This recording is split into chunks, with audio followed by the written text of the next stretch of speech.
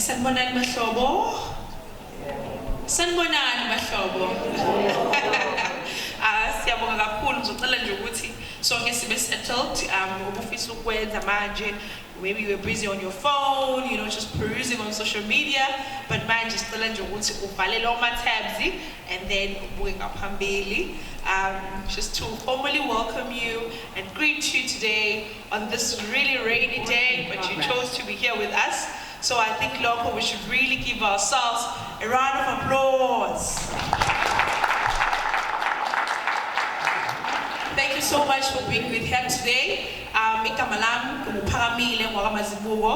I'll be directing the program today. So this is Youth Indaba. So welcome to DDP 6th Youth Indaba.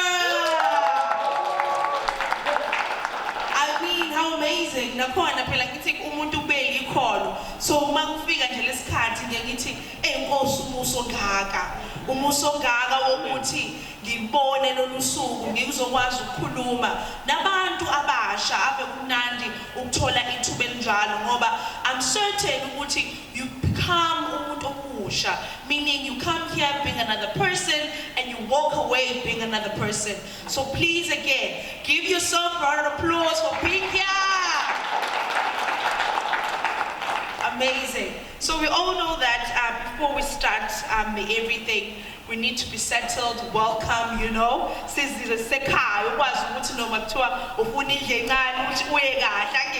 Because so we would just like to welcome Dr. Paul Karaoke for doing the opening and welcome the director. So please give him a round of applause. Is he ready? So Dr. Paul Karaoke is the executive director for DDP. I mean, can we give him a round of applause?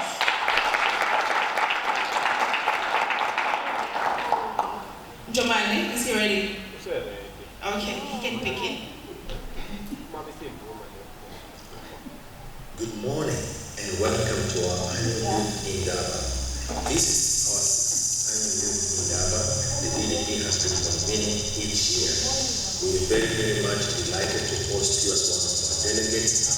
We believe that your participation today will be worthy of honor. We'll be able to engage with other young people in the room and those who are meeting various platforms in co-creating solutions to some of the challenges that we're going to be delving into deeply today. I'm so thankful and delighted that young people have a vision.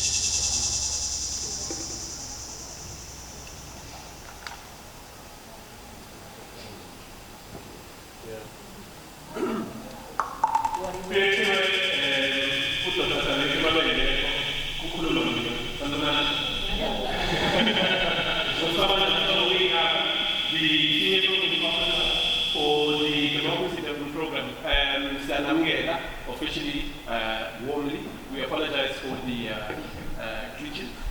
Technology will change.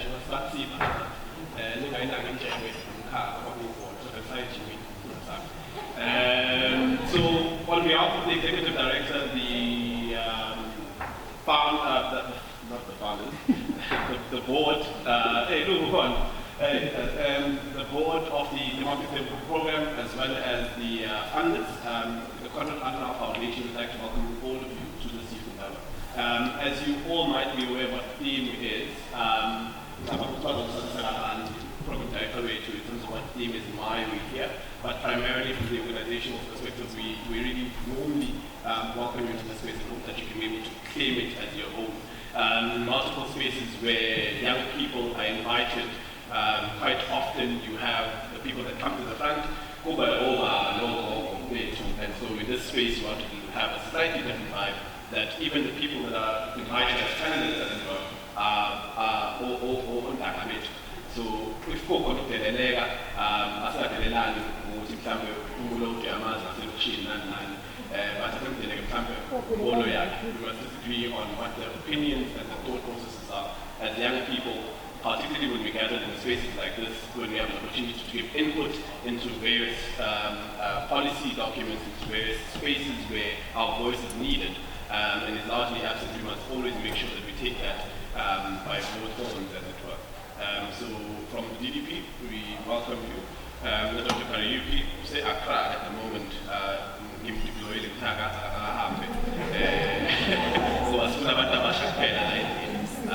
so silent Jesse and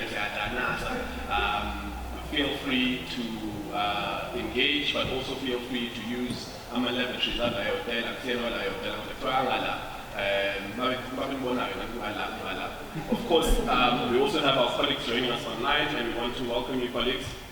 At the moment, you might not be seeing me. I'm a technician like I. But we do welcome those who have joined us on Zoom in the multiple spaces as well. What's interesting about today's Youth Indaba is that we have 3 remote sites. We had 500 people RSVP. We only had space for 90 people in this room. So Mlazi, there are about 50 young people that are gathered. Kwamotle Museum, there are also about 50 young people that are gathered, as well as Elidelani Ink Art Creative Center. We also have about 50 young people that are gathered who are also engaged in what it is that we're discussing today. Of course, they are also operating in a space where they are also having facilitated conversations similar to the theme that we're having in this room. And so, lapos patelo uhlelo uzi ngosiphala mfungose ubwaye ngogeneral and then we have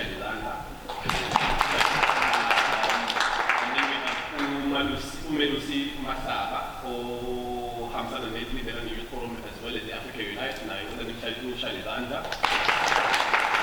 And then we have Baba Umsizi Mboli Kumalo, Hospital Center for Community Development, Basen Duduzo in Imlazi, for this session in particular, and I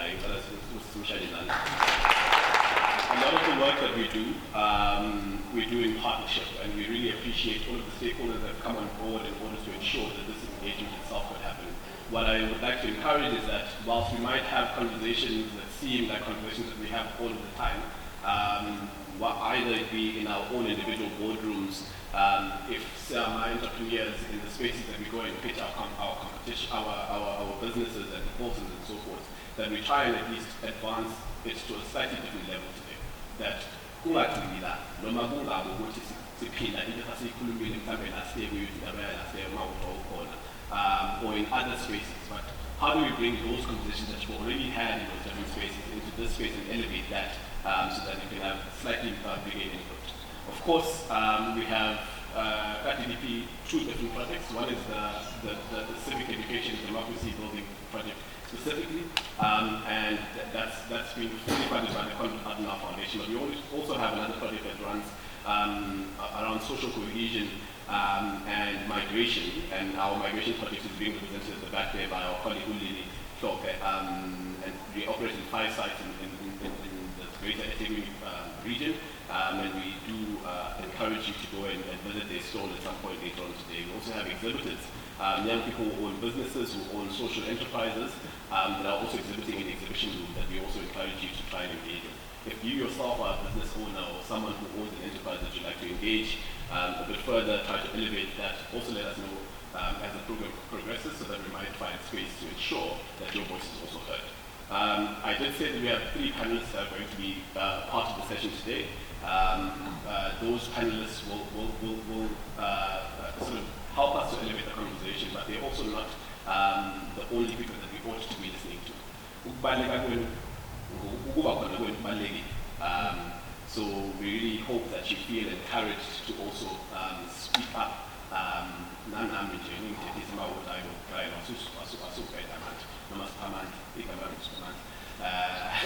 have to remind myself because when I was out we emailed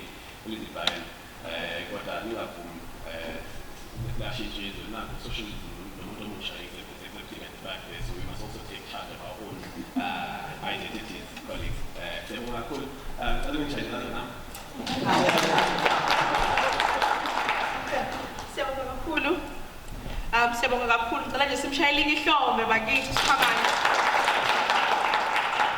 I call him Unjomane, mainly because I'm from Ulundi, right? So Ulundi setopana, you know, it's a sign of respect. So he's not really that familiar with the Unjomane.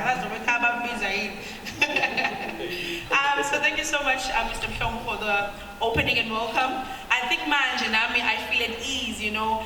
Ngiyaxolisa nje if I have abantu who are non-Christian, but I would really like us to just have a short worship song just ukuthi simeme ophezulu ukuthi abe ngaphakathi wethu ngoba ngiyazi ukuthi sizoxoxa okuningi namhlanje. I want you to be very vocal. I want you to be very open and free. So I would really like us to just maybe hear one song and then we can begin. Ngoba phela sesamukelekile again, so we can do anything, right?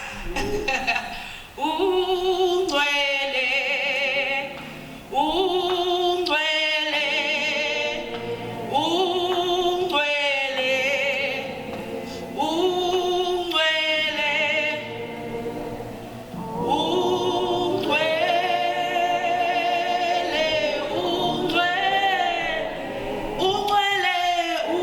ungcwele, uThixo.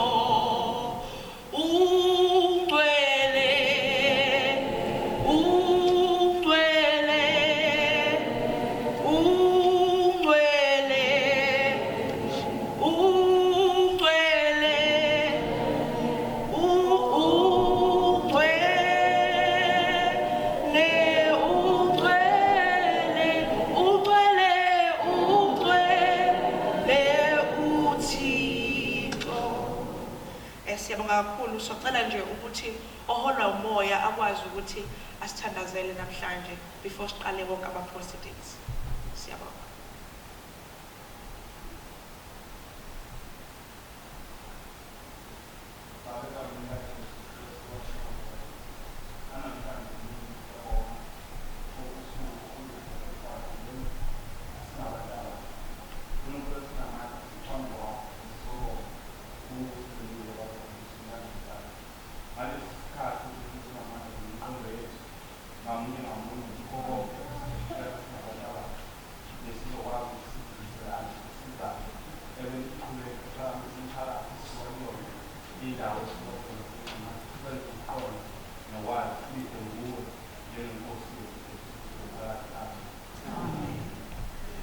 Glory to Jesus. Amen. Yo, I feel so rejuvenated and you know my spirit is lifted because nginakukholwa ukuthi bebabili noma bebathathu kumele simbiza ngethu ngaphezulu. Uvula amaketango, uqabula iminyango enginenayo show noma engineshow kwakho ukuthi kukho konke sobe sikukhuluma. I really want us to maintain respect. I really want us to maintain ukuhloniphana nje because as much as we're going to be engaging, but kubalulekile ukuthi omunye umuntu umuzwa ngithi sizoxoxa namhlanje. So today's theme is about repositioning youth political participation in advancing socio-economic development in South Africa. So we're going to be really engaging on the challenges and the possibilities that the South African youth have on this country. I know while you know unemployment, climate change, drug abuse have been really one of the great challenges affecting our South African youth today, but there's still hope. There's still what? Hope. There is still hope for a better future and a better tomorrow for us. And I really like to believe that change, you know, begins with us and by us. And which is one of the reasons why we're here today, to deliberate on those engagements, to say what are challenges that are affecting us, but not only saying what are challenging affecting us, but also what are solutions that are there and that we can come up with. And those innovations have to be innovative, have to be practical, and have to be impactful. And I believe that today, with this Youth Indaba engagement, we'll walk away feeling very positive and feeling very encouraged to take part and play our part in our communities, to take charge and have positive changes and progressive movements. So I really applaud you to feel comfortable, free, and engaged fully. Siyazwana bafo. So now I'd really like to welcome Ms. Thobeka Kubisa. Ms. Thobeka Kubisa will just taking us in terms of the purpose of today, but I think I've just alluded lightly, but now I want her to just give us a full spectrum on really what is the purpose of today and what is it that we want to walk away with from that door and start being agents of change in our communities. Looking all so pretty. Good morning, Sanmonani.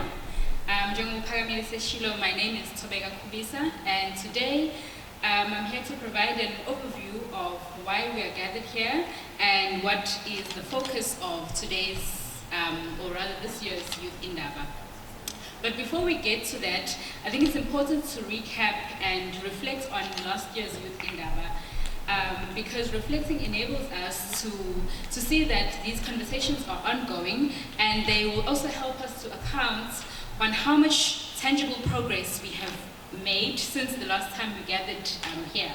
So to recap, the theme for the 5th annual Youth Indaba was amplifying youth potential, promoting youth civic and political engagement. Some of the takeaways here were highlighted the importance to return to leadership from the heart. And this emphasized the importance of ethical leadership and the implementation of solutions. And there was also an emphasis on young people knowing their political standpoints, as well as the importance of transferring the knowledge and information shared in these spaces and sharing them in our own self-created spaces within our communities. Lastly, there was a general emphasis on young people being able to stand firm on their agenda and to also decide whether the agenda is to make the status quo better or to dismantle existing oppressive structures and co-create new systems that accommodate all of us. Okay, so for this year's Youth Indaba, the 6th annual Youth Indaba, the theme is repositioning youth political participation in advancing socio-economic developments in South Africa, challenges and possibilities. The focus is on repositioning or reconfiguring youth political activism with a special focus on developing strategies that can be used to strengthen the visibility of young people in positions of power within local, provincial and national leadership structures. And out of today's discussion, from the keynote address to the panel discussions, as well as the different commissions, we envisage just some of the following outcomes: to gain an understanding of the current political program of young people, towards active participation in the socio-economic developments of South Africa, with a particular emphasis on KZN, and to gain insights into youth-friendly policies that support meaningful and sustainable youth participation in the socio-economic development of the province, amongst others.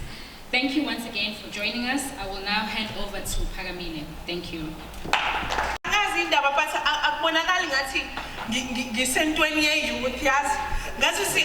somewhere in an elderly community conference, you know? But this is our space. This is what? This is our space. We should own it and take it as ours. So already, Youth Indaba or conference. No, this is our space and we should own it. Feel free to do whatever that you want. Don't be uptight. Okay? All right? Okay. So briefly, because I don't know, maybe what's wrong, maybe it mean, I don't know, but please be very comfortable and free to do whatever and say whatever. And even your body posture, you are happy to be here, right? Okay. So right now, I will call upon Ms. Mbalendle, or Ms. Mbalendle Mkhize, who will be doing our item of acknowledging the guest. So she will acknowledge our guest that we have today, and then she will further also introduce our guest speaker. But I must say this, that DDP really conducive, bahlanganise abantu abokuqwebe ngempela lwangempela, in a way that siyabona ukuthi abanye we could have just called, people, but babiza ngempela abantu who would really advocate for the themes of today to reposition the youth participation in advancing the socio-economic development in South Africa. And I think they deserve a lot of applause for that.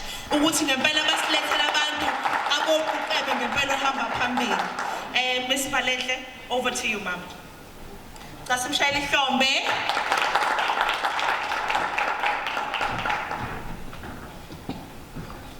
Sanibonani, ninjani, ngizomxolela ke mina ngikhuluma ulimi lwasekhaya. Umbalente wakamkhizi Sibongo. Sikhona la DDP. I'm one of the staff members. Thank you very much, colleagues, for coming and for joining us in our 6th annual Youth Indaba. In Helinzim, 6 years, but we are hoping ukuthi sizofika no 10 years. Colleagues, I'd like to acknowledge abantu representing socialism Nomtomusha, led by Umlaudi. I'm recognizing the different municipalities, specifically Umhlwathi municipality, abahamba nama councillor semancane siyanibingelela, sibingelela abantu bakomasipala weTheku coming from the local history museums and the different departments within the eThekwini municipality. Sibingelela the colleagues coming from SETA, SETA. We'd like to greet our colleagues coming from different institutions, Ubiza, UKZN, DUT, and the different TVETs around KZN. Abakona, Sibingelela, Umsunduzi municipality, coming from the office of the speaker. Siyanbona baholi siyabonga kakhulu. Madlaso, I'd like to acknowledge Isanko Youth, represented by the regional coordinator. Iyakhona la eThekwini. Greetings to all our speakers, the PCPC member and the South African Youth Council Provincial Executive Committee, Portia Nyambose, the former SRC of the UKZN, the President Watu Siakbingelela, the Lion himself, the political commentator, Utobani Zigelala. We'd like to greet the Commissar, Umlaudi, different media institutions, Sianboni Vuma FM, represented by Ulinda Motau. We'd like to greet all our facilitators, documenters, Umgeni Municipality, Siaubingelela, Nomulate. They're on the way alongside Umkamatin Municipality. We'd like to honor Impendle Municipality. The representative is here. Bafike early wona.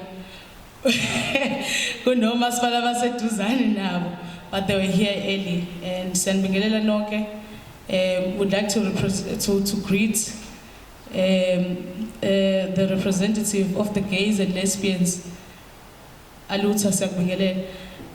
Colleagues, mine is very short. It is to introduce the keynotes. Akafunanga ukubhala into eyiningi ngaye.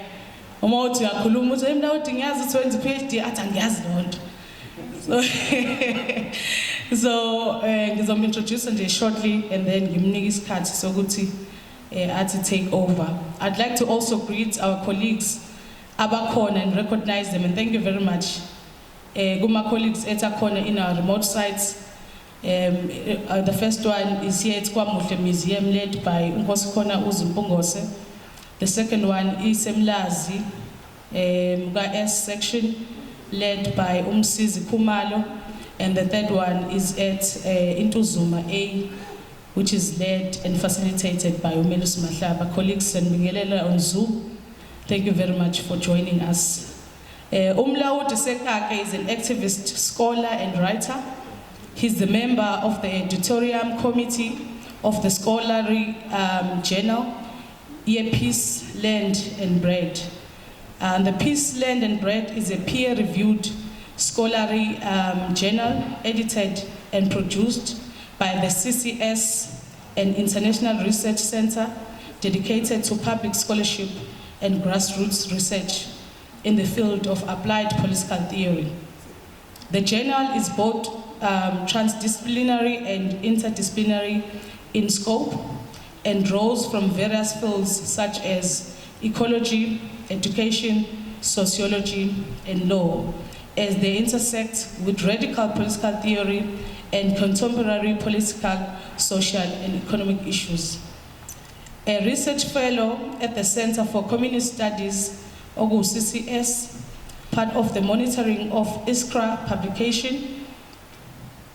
Iskra Books is an independent academic publisher circulating original scholarly works of theory, history and natural sciences, arts and culture, as well as new translations, edited texts, and out-of-print works in the revolutionary working class tradition of communist publishing.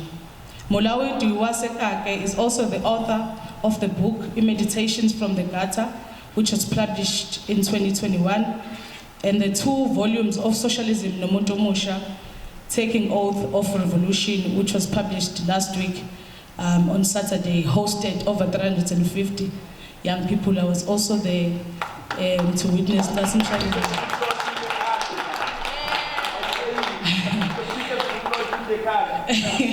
The biggest book launch in the country, indeed. Colleagues, akona lapama copies. We must also normalize assisting and helping our own, supporting our own. Colleagues, please help me welcome our keynote speaker, Mulawo Diwasekake.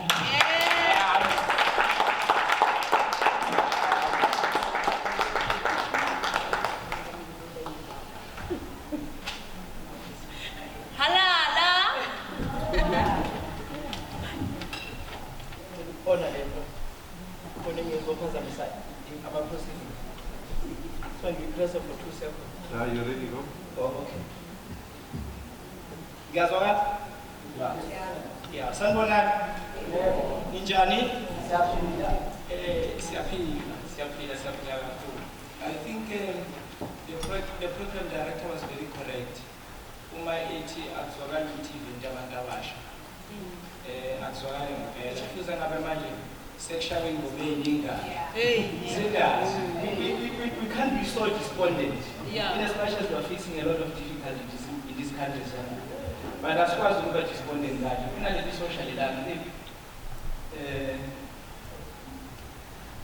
People didn't try to make at least so that we create a vibe. We said the tool. We are young and vibrant. Otherwise, our participation is going to be very stifled. Not only here but everywhere else. Okay, let me go straight to the point. As introduced, my name is Mulawi Wasikaki. Ngikhulele eClermont. Ngaba nenhlanhla yokulunguza laphana esikoleni ngagcina laphana enyuvesi eKZN sakwazi ukwenza ezinye izinto ezahlukahlukene. Now, when the topic was given to us, repositioning youth political participation in the advancement of socio-economic development, many questions came to me in relation to the conditions of young people in South Africa. And this is how I am going to ground my presentation. I'm going to narrate a story so that my presentation has a participatory element. And if you get the gist of the story, then you would have gotten whatever I am going to say. The rest falls within the context of the story. We are told that at some point in China, there was a person called Chairman Mao. He narrated a story to the Chinese youth. The story went like this. There was a father who had a very sick daughter. Now, there was a common belief in the community that if someone has difficulties, if someone has problems, or if someone specifically is sick, there is a particular mountain that the entire community goes to. In religious terms, it's called the pilgrimage, if I'm not mistaken. So the belief was that if you have problems or if you are sick, you must take yourself up the mountain. No one should help you out. You must take yourself up the mountain. So it was a long-held belief in that very community that no one must help you go up the mountain. Now, here is the case. Now this father has a sick daughter, and the journey starts. The daughter is able to take herself halfway up the mountain, and then she fainted. When she faints, everyone going up the mountain stops and wants to see the reaction of the father to the state of the daughter. What is he going to do? Now there are two choices. It's either you stick to a long-held belief that if you can't take yourself up the mountain, then you have a problem. You are not going to solve whatever problems you have. Or you violate a long-held tradition and help your daughter up the mountain. So I just want to pose a question. If you were this father and you had a sick daughter or even a sick son, and there is a long-held belief, a belief of centuries, that everybody must take themselves up the mountain, what were you going to do? Any hands, any participation from anyone? You are this father. There is a long-held belief that everybody must take themselves up the mountain. Here is your son, here is your daughter. They can't take themselves up the mountain. What do you do?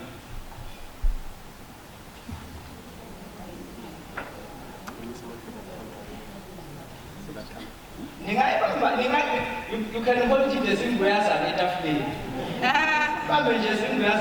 because what we normally encourage is that whatever we do, we are not absolute possessors of knowledge. So in our presentations, knows, we allow participation so that you are part of the presentation and the storytelling.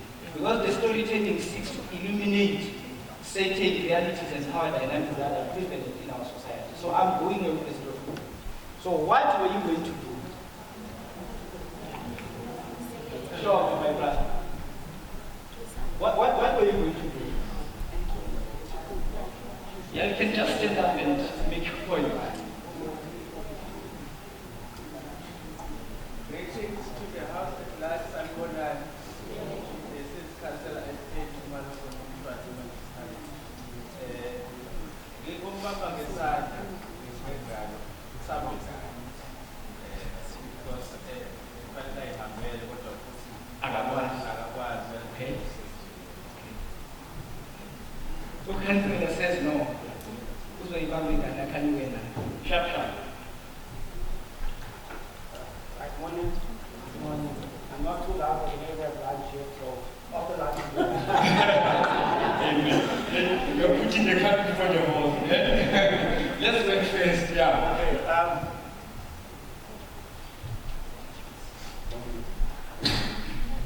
Okay. I'm loud enough. Yeah. I'm Shadow Francis. I love God first before anything else. Yes. I'll not amen nothing. Anyway, I heard you say that the daughter must go up on the oath. It's the belief, right? Yeah. But it has a long-held belief. It has been kept for centuries. Okay. Like, I'm using this as a parent, as an organization, like you all are. Okay. If the system says she must go, but because of health, it's going to be challenging for her. We're going to stick to what the system says. But as organizations and fathers, we're going to be behind her every step of the way. If she does so, we pick her up and carry her over here. So she knows it's a challenge, but behind her is some protection. So never mind the challenge, she's going to carry her. Right?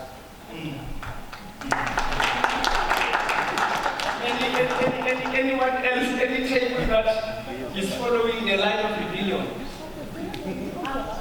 Yes.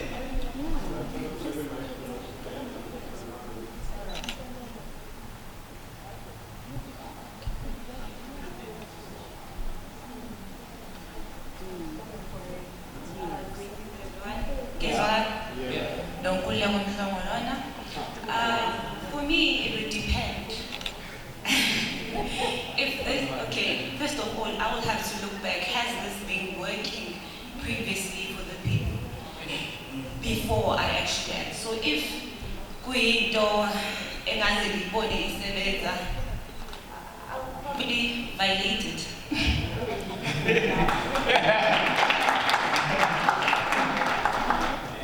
I just want to point at this table because it has been having a lot of private discussions.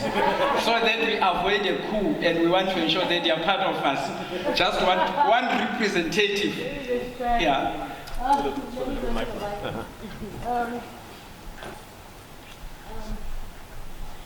Greetings, guys.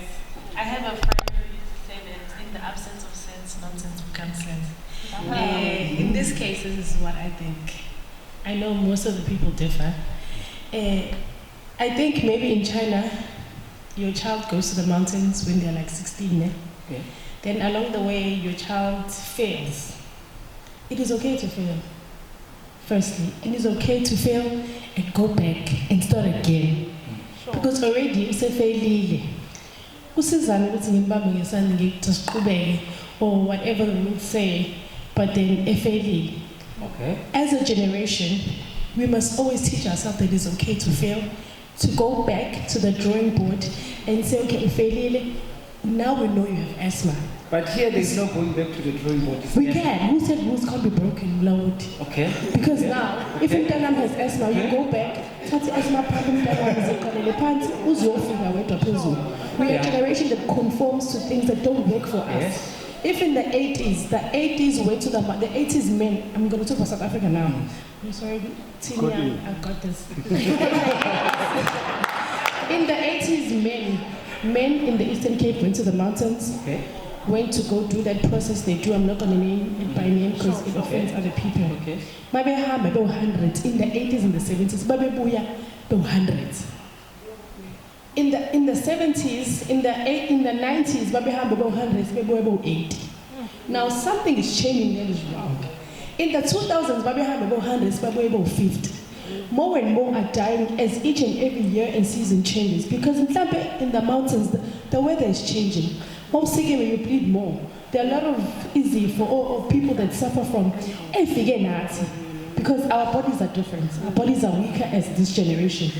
But I guess as fail, and we tell our kids that let's do this thing. Our tradition is a country differently. So abantu bayofa, but asifuna ukuvuma ukuthi abantu bayafeyila.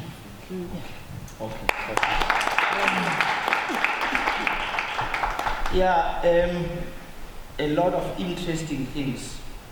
And what I like about what has transpired is the nuance. Things are not either or. Yeah. So the whole idea of the story, I don't want to finish it up, is that sometimes, and this is the problem we're facing in South Africa, sometimes we want to keep certain traditions which are no longer relevant to the present moment, simply because they have been in existence for centuries. Now we have a choice, especially when you talk about political participation, whether in our participation we are willing to undermine cultural, political, and economic traditions that have existed for centuries in pursuit of our freedom. Do we get it? In most cases, even in our families and communities, we are always told that akwenziwa kanje. But we have not posed a question, who said this is how things must be done and when? So if our political participation has no element of historical consciousness, sorry for my French, we are fucked. If our political participation does not consider the limitations of traditions that came at a particular point and the courage to abandon them, we are not going to go anywhere. And I'm going somewhere with this point. The logic of political participation in South Africa occurs within a particular political and economic framework. It doesn't happen in a vacuum. So when you participate, you must ask yourself questions. Under what conditions do I participate? Who determines terms and conditions of my participation? Because you will realize that you participate, but the context within which you participate inherently constrains you to realize true freedom. I don't know if you get it. For example, when I was at Howard College, at SU, Rectangle Building, second floor, there was a writing, I'm not sure whether it's still present. There was a writing that said, choose any color as long as it is black. You get it? Choose any color as long as it is black. So what we are offered a sense of choice without choice. False dilemma. So if then your participation does not challenge the framework within which you participate, and you participate with the belief that you have unlimited choices, then you're not going to go anywhere. Come on guys, when someone says to you, choose any color as long as it is black, is there any choice? There's no choice. Choose any color as long as it is black. So what are the implications of thinking that you have choice while there's no choice? You get a point? And this is the belief we are living under. We are living under a neoliberal, neo-colonial framework that inherently limits our participation. And I'm sure in its research where DDP can acknowledge this. Civil society formations are inherently limited as to how far they go in staking their political, cultural, and economic claims. Now the fundamental question is, how many of us could have the political courage to challenge the framework that inherently limits our participation?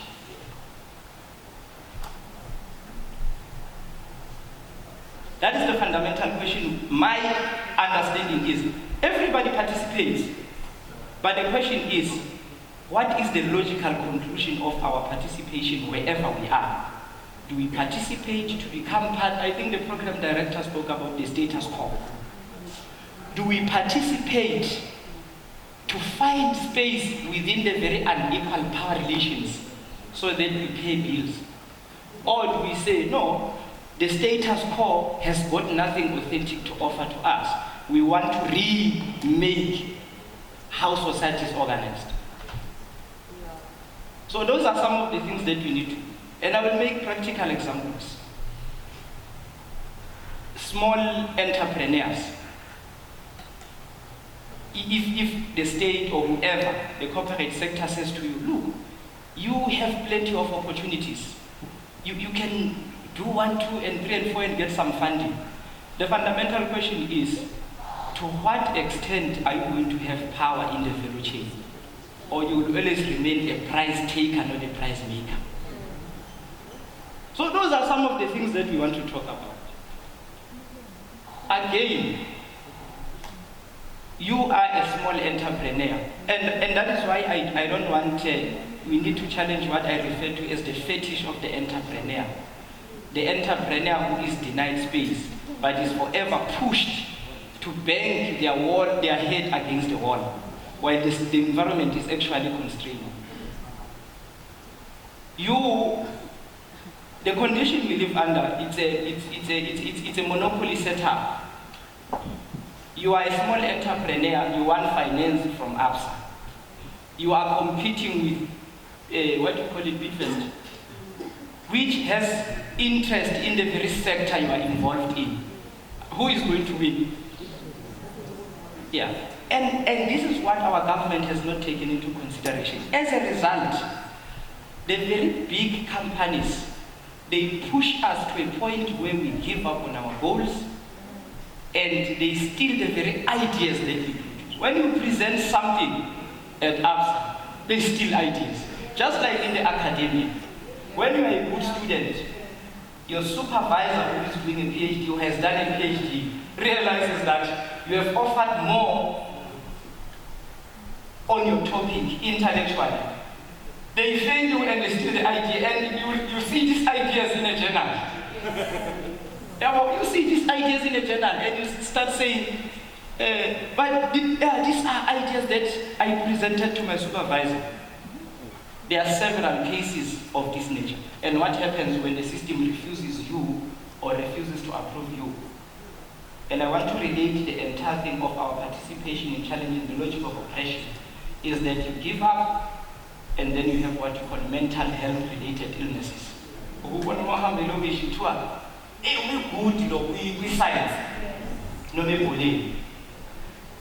we don't challenge the power structure, we will always bang our heads against the wall, and implications are going to be far-reaching. Many people are committing suicide. And what we always discuss, especially what we argue in the 2 volumes of Socialism is that when you go to pharmacies, you conduct a small research. The pills that are bought most, my baby, morning after, mesekuba antidepressants. Because of our political and cultural imagination, we are made to believe that when you encounter the system and it refuses you, the problem is you, not the system. And what you do, you run to antidepressants, you run to sleeping pills. Because you need to deal, you believe that you have to deal with something eternal. Someone from working in a restaurant is told that, hey, please leave your emotions at home. Here you are at work as if human beings are not emotional. So if our participation does not challenge the logic where a human being is fragmented into something else, and then the complexity of our existence is not understood, that we are sexual, spiritual, psychological, and emotional human beings. And if this package is undermined, then we are not going to live as human beings properly. So I'm not going to come here and say find some niche and no, I'm here to invite you to the combat zone. It's an invitation to the combat zone, and the combat zone starts with the power structure. How is the power structure organized? Is our participation going to take us to a particular emancipatory end? Unless we just want to colonial, anti-black, racist, patriarchal, homophobic, and transphobic society.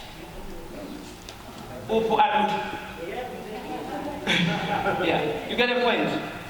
So we are not just participating, moving from house A, house B, without in a historical void.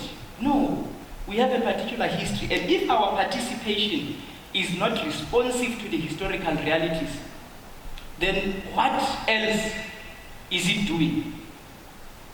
If our participation does not undermine the logic of colonialism, of apartheid, of racism, of patriarchy, then our participation is nothing else but passing time while we are approaching the grave. That's it. I know some people say, hey, life is too short of this revolution and other things. No. Every time, even if now we fail, we must not be selfish. We must lay the basis. And if not for us, at least for posterity, at least for our kids.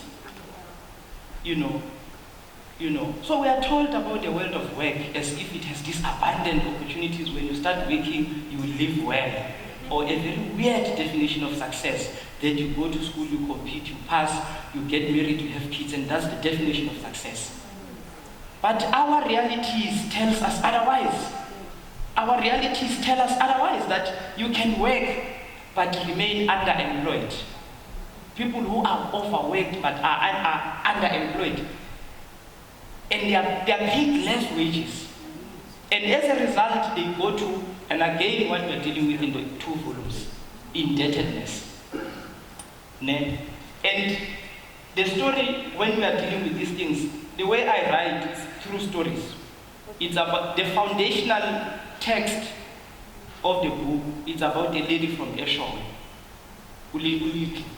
You get a point? No, you are span, 20 span a baker, umefika baker, the expectation is that man 20 span a baker, asizoba khona isidingo sokuphatha umphako. Umefika lapha espan, phela benza izinto lapha. Umefika lapha espan, imanager yakutshela ukuthi hey, no, this is company property. You are not allowed to eat bread. You'll have to wait for your wage to buy the very bread you bake. These are the dynamics of the power structure. So if we don't challenge the power structure, the cultural logic, the economic logic, then we will, the proverbial saying, we will run from fire into a frying pan. The only difference is that fire in the frying pan is mediated by the pan. This was that's it. So we run from what? Racism, patriarchy. So what we are doing, what we want to do is young people to connect the dots. You see how we related the question of mental health related illnesses as a result of the system rejecting. Now, it's a practitioner with the psychology, the same like I can say. Now, when the housing. Why can't our participation offer solutions to say, look, we are tired of you guys hiring consultants. These are practitioners here. You hire a consultant, you give a consultant 200 million.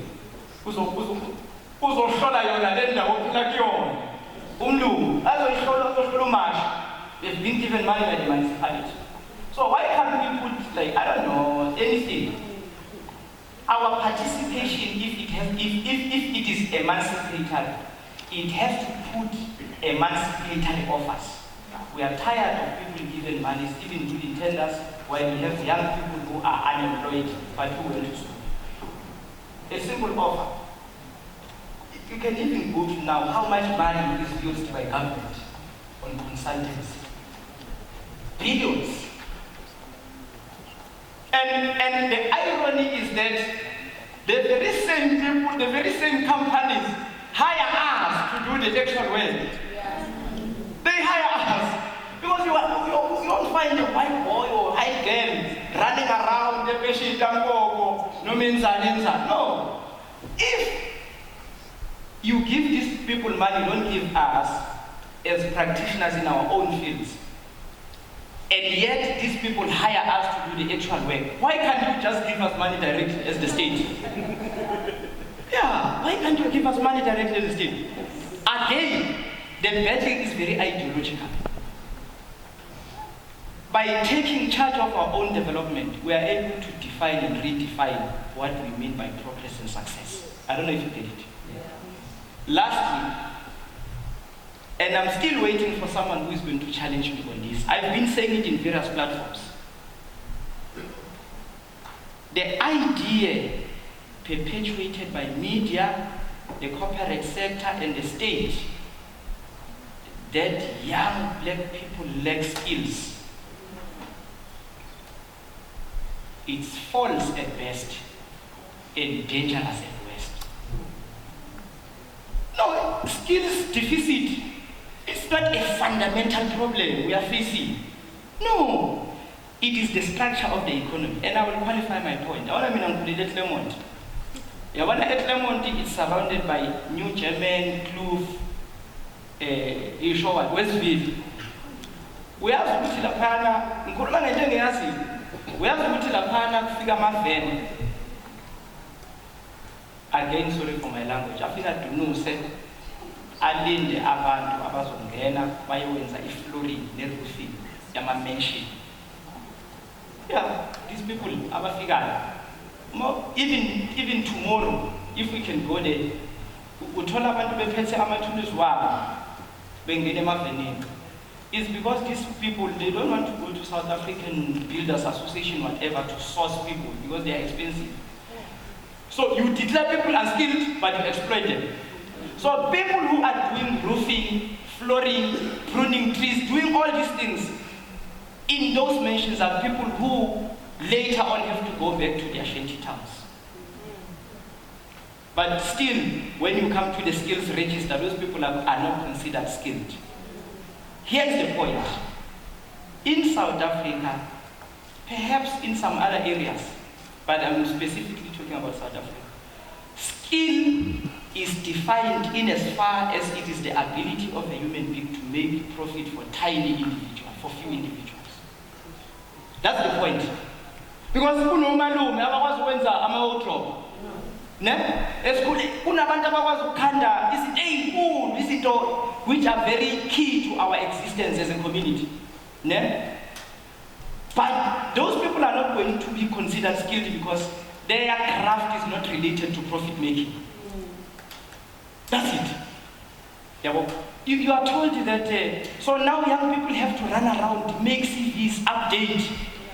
The fundamental question we need to pose is, if you try the economy is ill, the economy is not fit for what and all those things, why should a human being struggle to fit into a thing instead of us modeling the economy, the thing, so that it responds to human needs?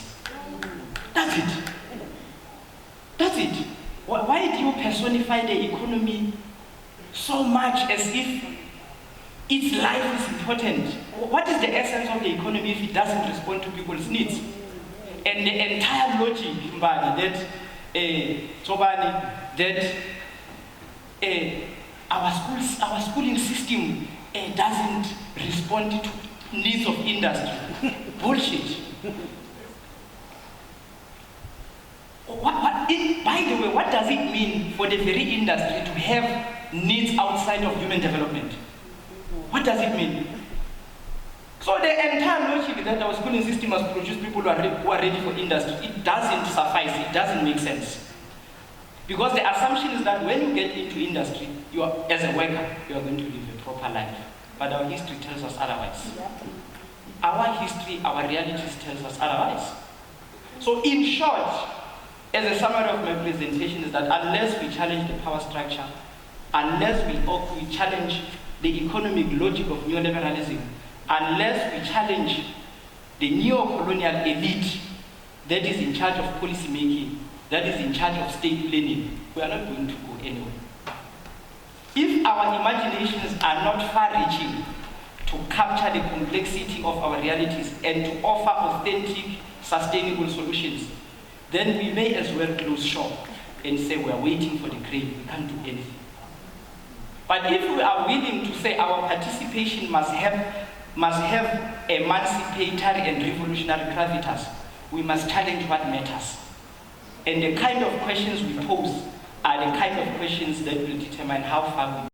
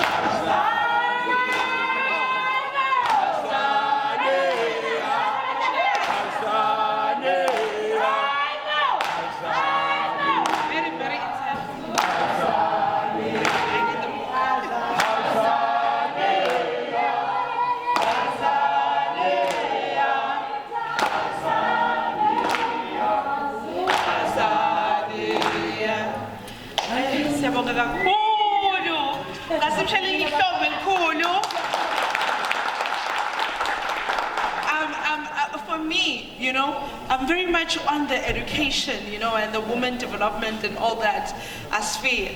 But today, I really understand, Uti, what is really my participation, you know, the essence of my participation. Do I understand? And number two, you just asked a very important question. What is the essence of the economy if it has nothing to do with the human development?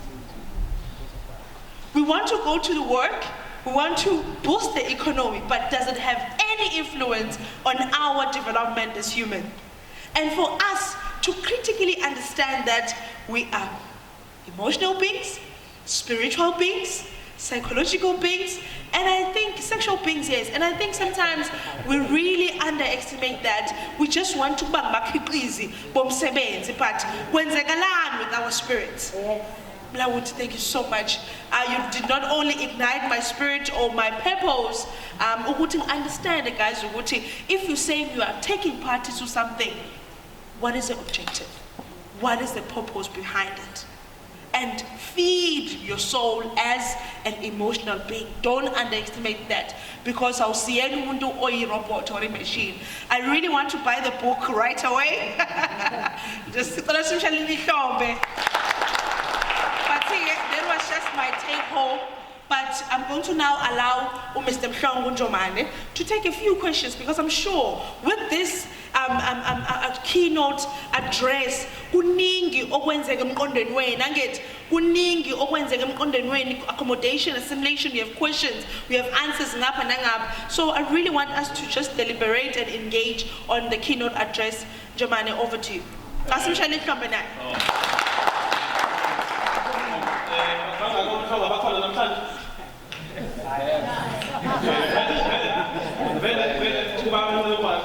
In the room doesn't mean we're small people, that's Monday.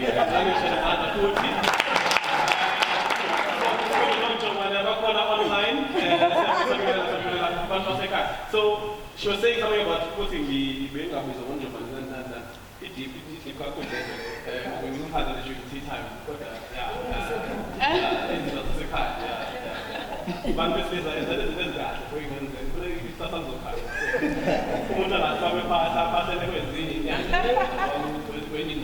okay, sure, that's beside the point, I guess. But I think those are past the barriers of participation as young people. Segment so it's from the room, and then we're going to ask from each of the remote sites one question each, just so we can be able to get some feedback. But there will be an opportunity later on to also engage all of the panelists and all of the speakers, and also an opportunity for us to engage at our tables, but also online with the different breakaway rooms that will be set up in that space. So whoever is able to pop to the pharmacist and one. One, two,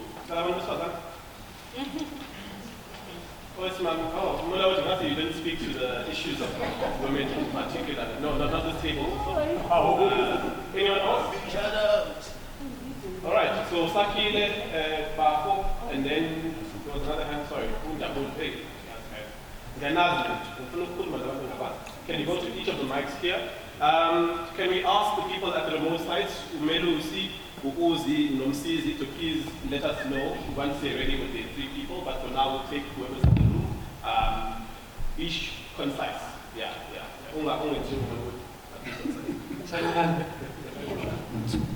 Okay, Ikama Mtunzi, Mwakazi Spoke. From Africa Unite. From Sweden, thank you for a great presentation. Yes. We always hear amagama athi abantu abashamile basuke balwe and stuff. Let me go back to example here, siswase restaurant oyenzile ne. Umbuzo wami mfethu uzothi ulwa kanjani nesystem okuyiyona ekuphakelayo. Ngibuziswa lokho ukuthi mfethu we have organizations, we have volunteers in the room and so forth. Yabo leyo nto leyo. Othola ukuthi will be grouped by a certain organization to an extent so it's actually funding engonywana, you understand? But then when it comes to giving those people opportunities, requirements, as if not only facilitation for instance, you understand? So my question is to you, as a young person, manje, I can explain emotionally, so forth and so forth. The system, okuyiyona okholelwa ekuthenini uqale ngebelief, okuyiyona okholelwa ekuthenini iyona kwenza ukuthi impilo ubone usuku oluzayo. Ngani bangibuza kahle na? Ngiyabonga.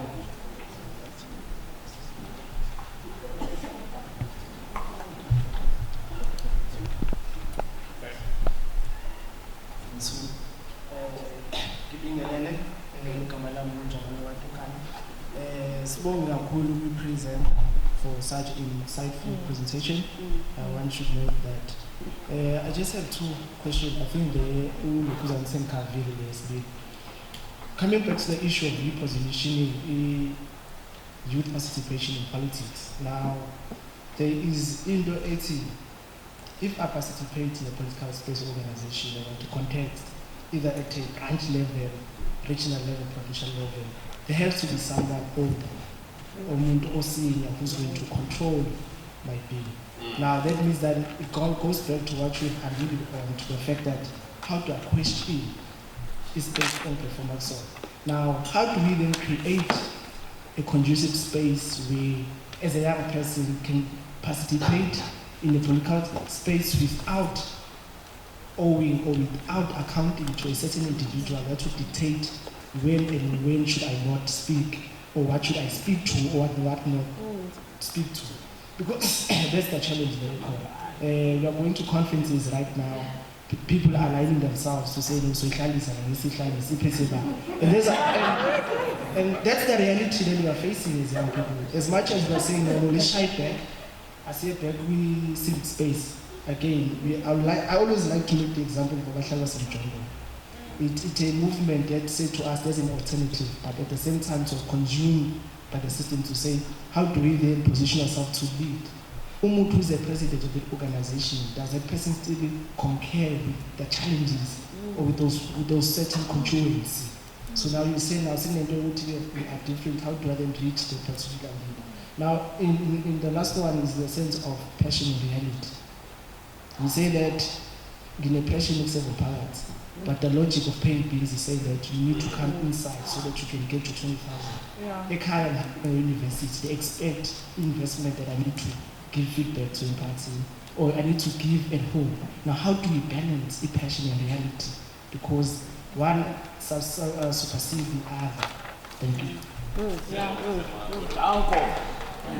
Sakile, yabona inkinga lento ukuthi bazalwane bangicela ukuthi uhambe sizalwane ungathali. And then bese ngibona umuntu esekhuluma bese kuba khona imali ukuthi nje kuba kanjani kodwa umuntu osazana ngicela sana lekhethele imali ngoba ngathi sibanga lapho bethi ngitshele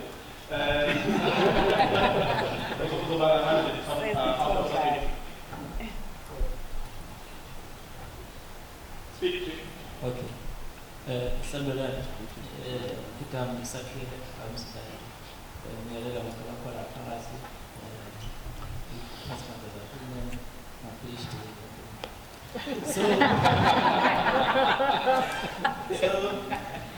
ubaba highlighted ukuthi esikhathini samanje we have to go to school and come back with a certain degree to work for umuntu vele ongawenza lo msebenzi lo and be hired. But ibuhlungu lento because we are humble yofunda also for them to PhD, masters, and doctorate, but umsebenzi awutho even at what level umsebenzi awuthole but kunakekelwa laba abangasanda bayithola imfundo kahle. So which means that umbuzo wami usekutheni na why we don't advocate and lobby kuhle abantu amakhansela akhona and lobby ukuthi for as young people to be self-employed, to employ ourselves.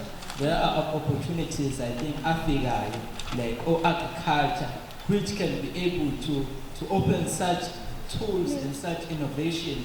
Even though we are going to oppressed with this education system, it's now South Africa, but to be able to paramisa a wide or district economic level, because this song is a thing at the economic participation, because at a certain extent, could be a good thing like war and a not if we are humble,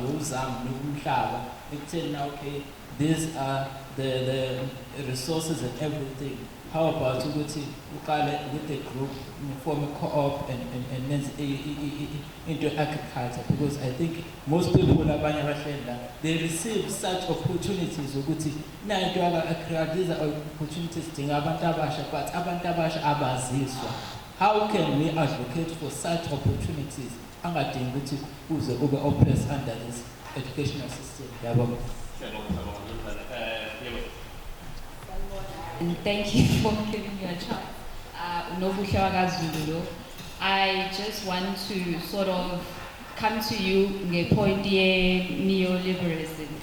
I feel like as we were speaking, we're saying that support notion yokuthi youth needs to participate in a space, but then it's coming across as if we are pushing back against a system, and if we're living within a neoliberalistic system, to loosely define neoliberalism, is it not the same system that's giving us an opportunity to participate freely? So I was kind of confused when it came to that. Yeah. Hey, small.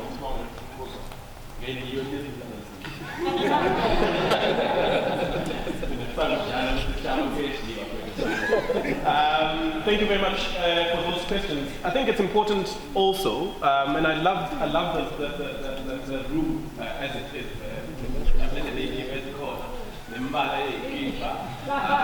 I'm really excited by the potential engagement and the potential to engage, because some of these people are very key in accessing some of these spaces.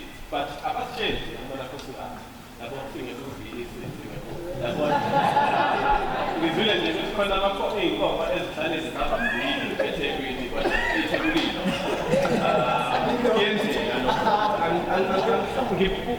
Sometimes we just as a note, strong idea, and I don't know about it specifically, so I'm not general. But now, yeah. So I'm going to ask our colleague Rusizi. I think his mic is on, as well as Ilokuzane yake, video yake on. Is there anyone in your space, Rusizi, who would like to ask a question?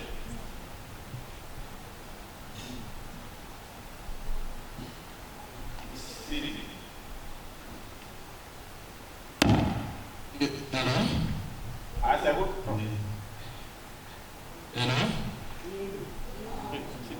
Mike.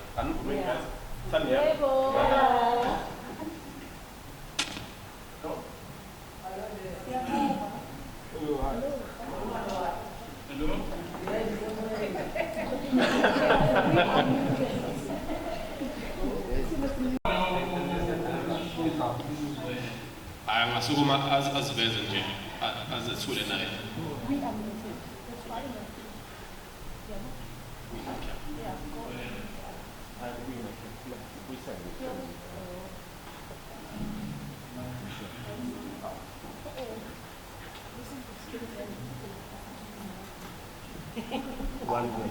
Sanwanani nakuhalonge wakamngadi ngala CCD sinenkinga la youth ngiyaqolisake mina ngizoshaya umageli sinenkinga la ubhuti ukhulumile ngokuthi ama ideas wethu bayawasebenzisa abantu kufanele yabo asinayo ifunding, so kubantu kufanele si present kubona bathatha ama ideas wethu and bawasebenzise kube awabo. How do we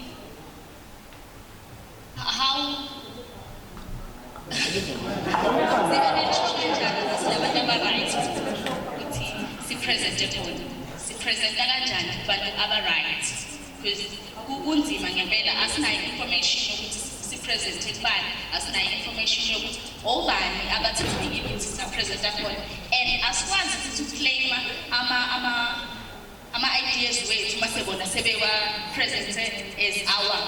Thank you. Thank you. Siyabonga kakhulu. Khona as young people, as people who are in the different spaces of participation as young people. So how do we ensure that when we that they don't take over the idea and they become their own, so they start owning those ideas, but also who do we select, especially amongst ourselves, especially because politics of the summer is also quite a significant thing within the paradigm within which we're made to participate.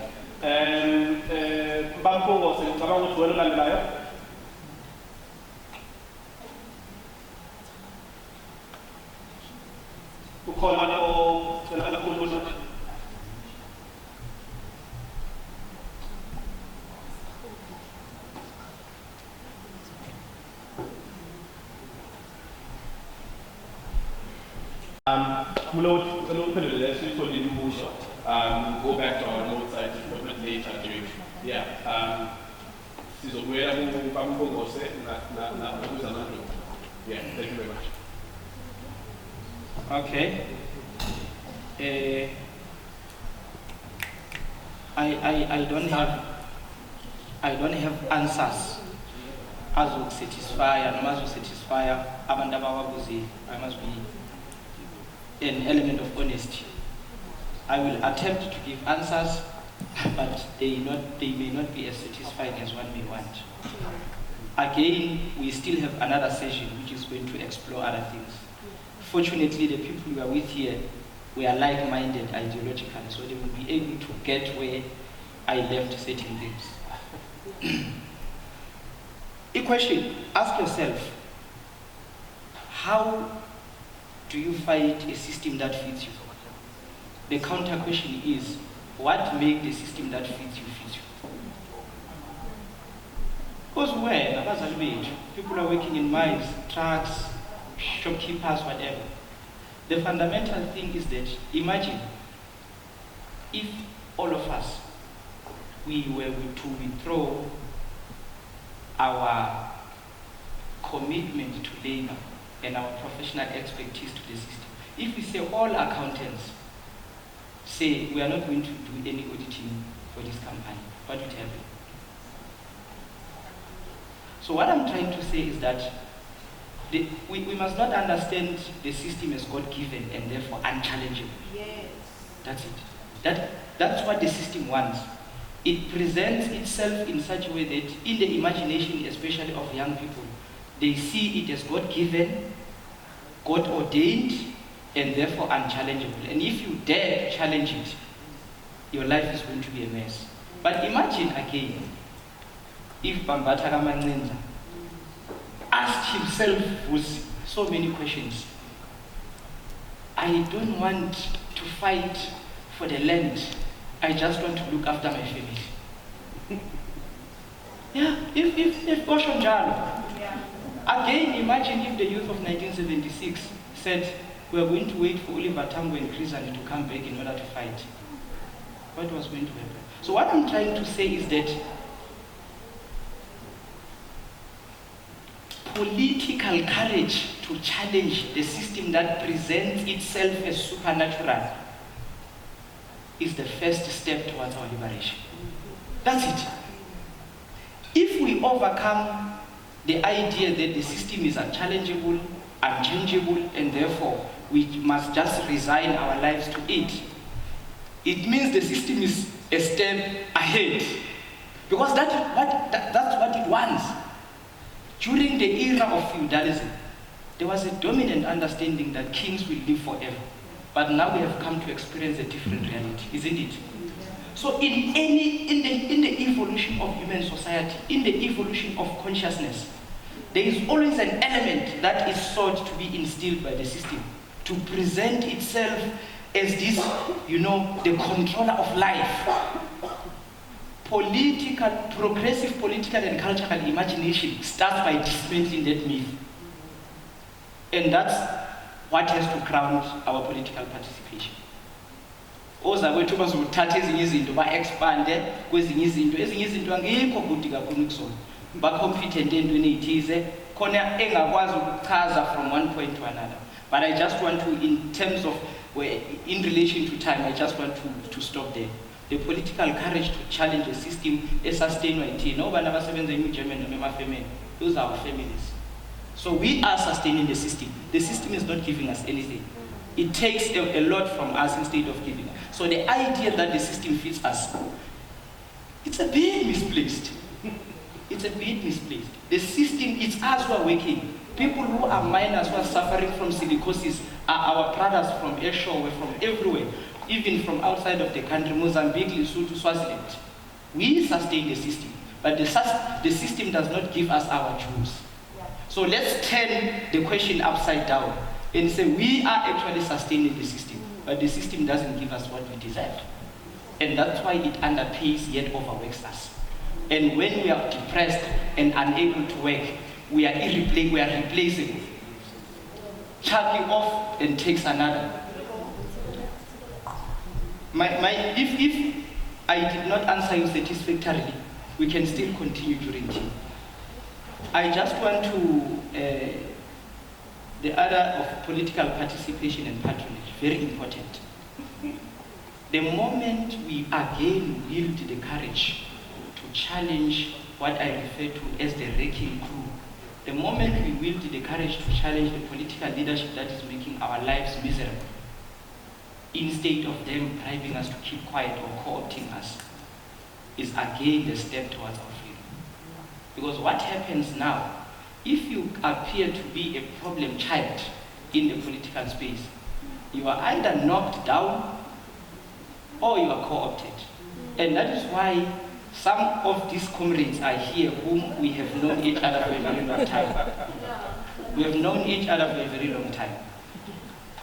All Vusi is young political class now. But all Vusi can confirm. In our political classes, they were revolutionary in a sense that we want to tamper with the logic of the market. We want to tamper with the logic of a settler colonial society. You know what happened? Some of people we grew up in political classes, who will confirm, they got cushy jobs in municipalities. They have got some posts in provincial departments, even national. They no longer sing from the same song that we sang from. And we have a message in the book, Meditations from the God, from comrade to honorable. It's a very nice message. Some came out and said, you are taking us. I said, is there your name here? But if the shoe fits, where? Yeah. So that's it. So the moment we stop saying, because it's not only about us. Imagine a situation where it's a depressed generation and your children, our children are going to inherit such a depressive reality. What's going to happen? You get a point? So let's not allow ourselves to be given monies, because the very monies that the political elite gives us, they send us to do this pull-up. Because we promise them wrong thing. We say, I have power. The very money that the political elite gives us, by lying to them and saying we have influence in our own communities, when we don't fulfill the political task of keeping them in power, they become angry. You can't give someone money, and then you do otherwise. That's it. So that's what we must prevent. So what I'm trying to say is that in order for, we must challenge a particular political culture if we want our participation. We are not step-children in this world. We have a right to exist like anyone else. We have a right to exist like anyone else. So sometimes we must not seek permission to do certain things, especially when it comes to our freedom. You are going to the oppressor or to a very person who maintains unequal power relations. You say, please spare me. No, it won't happen. It's like a rat going to a cat, pleading for safety. It can't happen. It can't happen. So meaning you don't seek permission for real emancipatory political action. Why you seek permission to the very people who are keeping the unequal power relations intact? It doesn't make sense. Again, solution-driven answer. You know what we need? So many young people now can't practice their professions because professional councils or professional bodies are racist, are patriarchal, they have all sorts of things because they control the market. You'll find someone who is a shopkeeper or someone who is a volunteer at the library having done mechanical engineering. And you ask yourself, why? It is because those people were not given space and they were not given a practice number by your practitioners. So this is what we need to. We need to organize alternative institutions. There is a person who spoke about cooperatives. Cooperatives, community work, alternative ways of living beyond wage work, where people are going to be able to go fish, write poetry, do pottery and other things outside of the demands of the market.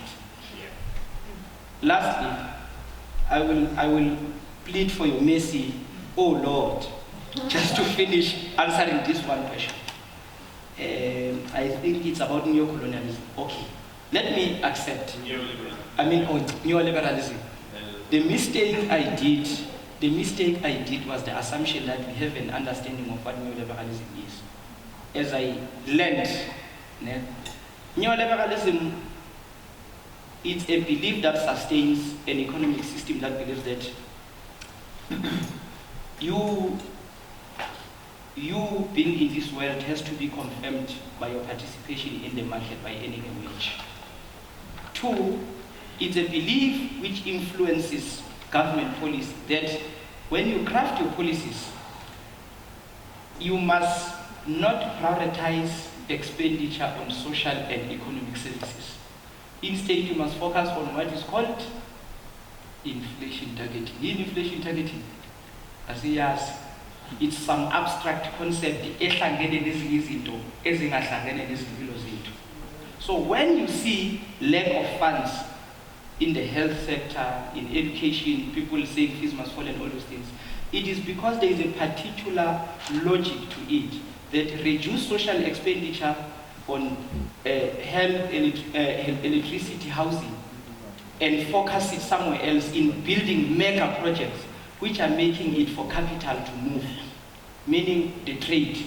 So it is possible to have a road from Kimberley to the sea without developing surrounding areas. That's how it is. We will expand on it during tea time, and also I'm hoping, and I'm sure, people with the panel that is going to come on is going to expand on many other things. I just want to thank you, and just to make it clear, Program Director, that the copies that we are displaying up here, we are not selling them now. If you wanted to buy copies, you will interact with people who are there. But we just brought them here for display and to say the book is out. And yeah, let's engage and continue fighting for a good cause. The message, an alternative world is not only possible, it is necessary. And we have the responsibility to bring it about. Thank you.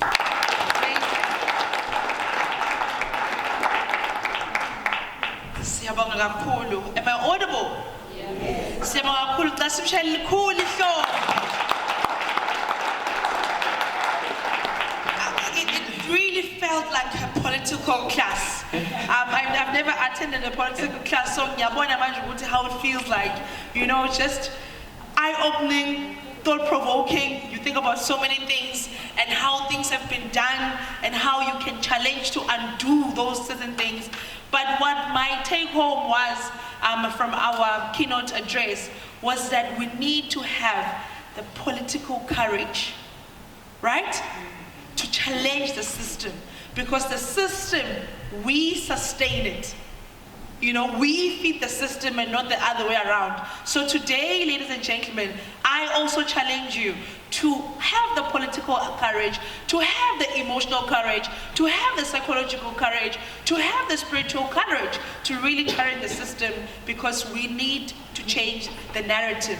And change, like I said, begins in us and by us. So now, ladies and gentlemen, we are going to go to a panel discussion yethu, but sizocela nje ukuthi sisondeze ngaphambili our beautiful lady who's going to be chairing our session and who's going to be introducing our guest. And ngizocela nje ukuthi eze ngaphambili uMiss Buhleyeza. Sijali hlonke. Gorgeous, gorgeous ladies. Over to you, ma'am. Thank you. Hi guys.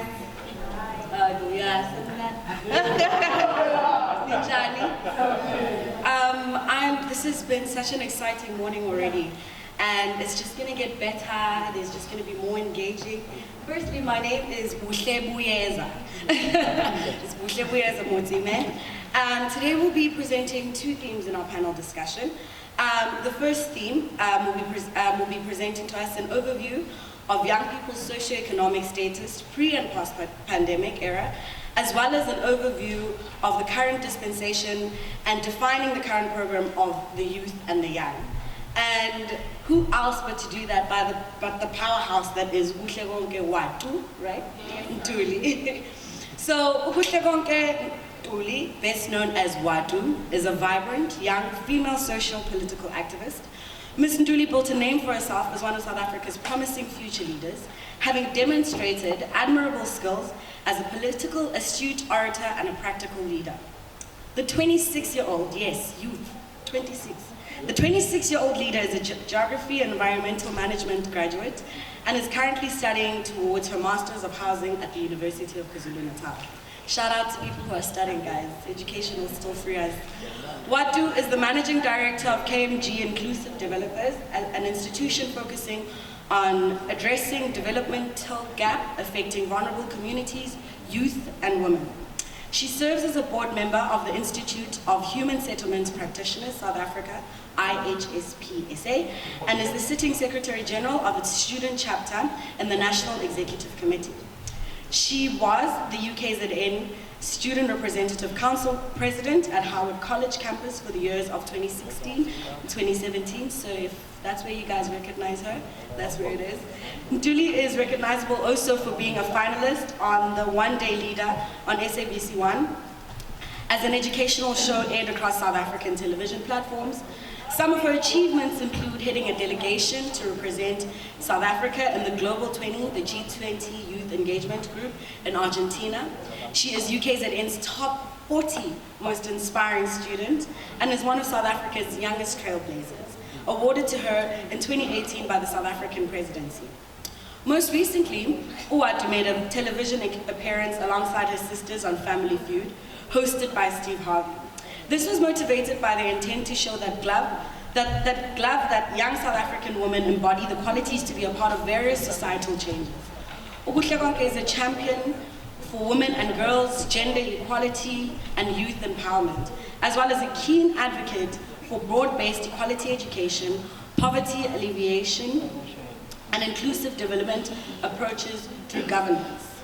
Ms. Nduli holds more than 13 years of leadership experience as the grassroots national and international levels, coupled with expertise in advancing inclusive city development, women's empowerment and rights, addressing discrimination and violence, and promoting sustainable socio-economic development towards the achievement of the sustainable socio-economical development towards this, the achievement of the sustainable development goals. She has also served in 5 administrative posts at the University of KwaZulu-Natal from 2016 to 2021, and has worked as a professional student mentor from 2018 to date. Wadu has trademarked herself as a public speaker, advocating for inclusive city development with audiences from across the globe within the housing development space. She also addresses high school and university students, further facilitating leadership development workshops and seminars. She hosts youth engagement at grassroots level aimed at eradicating social ills and strengthening community development interventions. With all that she's doing, I'm surprised she's graced us with her presence today, but I hope. We've discussed a lot of political ideologies over the year. We've spoken about various approaches on how to develop our communities. I believe that in the month of June, it gives us an opportunity, like the program has said, to reposition and also clearly interrogate if what we're doing and we claim to be doing is effective in our society. And to even interrogate its effectiveness from the perspective of socio-economic development would be unfair on those who have come before us, who have made very successful strides. So most times when we look at political participation, we look at the leagues. Just to mention a few, we look at ANC Youth League, we look at SASCO, we look at YCL, we look at EFF, but the reality of the matter is that let's go back to maybe 1976, where 13-year-olds and 14-year-olds decided that they were in brinkmanship. I say that it's brinkmanship because getting an analogy of Coca-Cola. Once you shake in the bottle, it's either you pop it and everything just bursts out, or you gradually open the cap. When we look at youth development,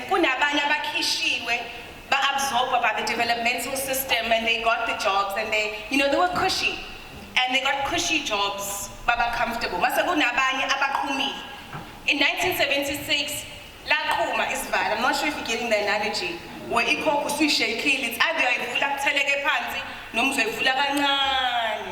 either Open it very gradually so that the acid doesn't, pour out. When we look at also the generation of fees must fall, I'm sure some of you were also a part of that movement. Something similar happened. Some were shaken up, sateleka, kwakhona baboshwayo, kwakhona ba-absorbwayo kwi-system. And then they got cushy jobs, and some were left outside of the system. But the question is, did we really attain something? The efforts were, I think, worthwhile. The same way with the youth of 1976, but was that really the type of education we were fighting for? We should never look at socio-economic development in isolation from the little efforts that people are continuously doing in our country. And so today, I want us to interrogate the little efforts that we are continuously making when it comes to socio-economic development. Simply put, ngifuna nje sibuka ama-indicators ambalwa: education, housing development, business, education. I'll just start off with some of the recommendations post-COVID. We saw that in the education sector, young people, to be quite frank, who matric this year, what the new grade 10. In Ghana, Leicester City, they need to pass matric right now. We're going to look at Angie and say, Angie, what's happening with the kids? Are they passing? What's happening with the education sector? But have any of us actually gone into these institutions and tried to actually assist? Now, basic education is not something that we should look at in isolation and say that it's about the teacher rendering the education, validity, inequality. Are NGOs and other community practitioners going into these spaces and trying to assist kids? These young people have lost family members. No one has dealt with the psychosocial impact of COVID from the basic education sector. I'll fast track maybe into the business space. Business space exposed to us that the township economy is more powerful than you can ever imagine. Kwavalwa iy'tolo, Shoprite and everything, and people had to buy from iBaza. And the truth was, uflower kanti uyathengeka esipaza, amafutha kanti uyathengeka esipaza, nenyama. So it's not poison. So it's not subsidiary when it comes to our development as young people. What is it about informality that makes us believe that this is less than because it's black people who are upholding this economic fabric or this economic sector? And so I put to us that we need to actually start understanding where black people are participating economically, and then try and re-envision that space. Because we are the ones who are rushing to go to Woolies and start believing that this is A-grade meat. When we have young people who are marketing their businesses on Facebook,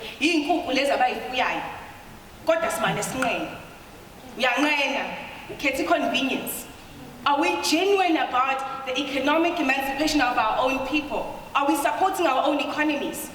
So as a youth, we must also not forget the fact that we are also not doing our part. We resisted technology for a very long time. Facebook celebrities. So those people started getting platforms. Those people started getting promoted because it created transparency about the type of work that they are doing. When they're going into communities, we started seeing their visibility. COVID made us re-envision the level of participation and started bringing the globe to where we are. You can actually say that you're a global citizen. You're actually a global leader. What legitimizes your global participation? Is it that an American recognizes you as a leader? Steve Harvey, because I remember when behind the scenes we get to ask Steve Harvey questions. I was like, so how do we get there? Like, Steve is like, you guys really don't see yourselves there. You guys literally have everything. All you need is the glitz and the glam. We bring the cameras here. When it comes to the spark, the charisma, you've got it. You need to start identifying the fire that rests within yourself. So us, we will come and exploit it. Steve Harvey said those words. I will come and make money out of you if you don't know how to make money out of yourselves. That's just me paraphrasing. When you want economic value, if you're failing to see the economic value of your own craft, someone will come and say, please volunteer to come speak, because you don't know the economic value of the gifts that you have. So zohamba uyolima ngakini uthi ungkhaya wena. Uthi ayingintombi yakwabo. Ulime wena and you make no money out of it and you're saying this is sustenance. Do you understand the economic value of what you're carrying right now as the young people of South Africa? I think not. And this is what we believe is the function of the education education system. We need to start understanding the economic value of our knowledge system. When I was on One Day Leader, I said that I see a South Africa where young people accomplish and pursue indigenous prestige. Sounds like a lot of words, but the reality of the matter is that I wanted us to recognize that we are carrying the solutions already. There's someone will come and say, I want to buy your company, I want to buy your vision. Like someone was speaking about patenting. You need to protect your ideas because someone will say, I'm going to give you a job. I'm going to pay you 30,000.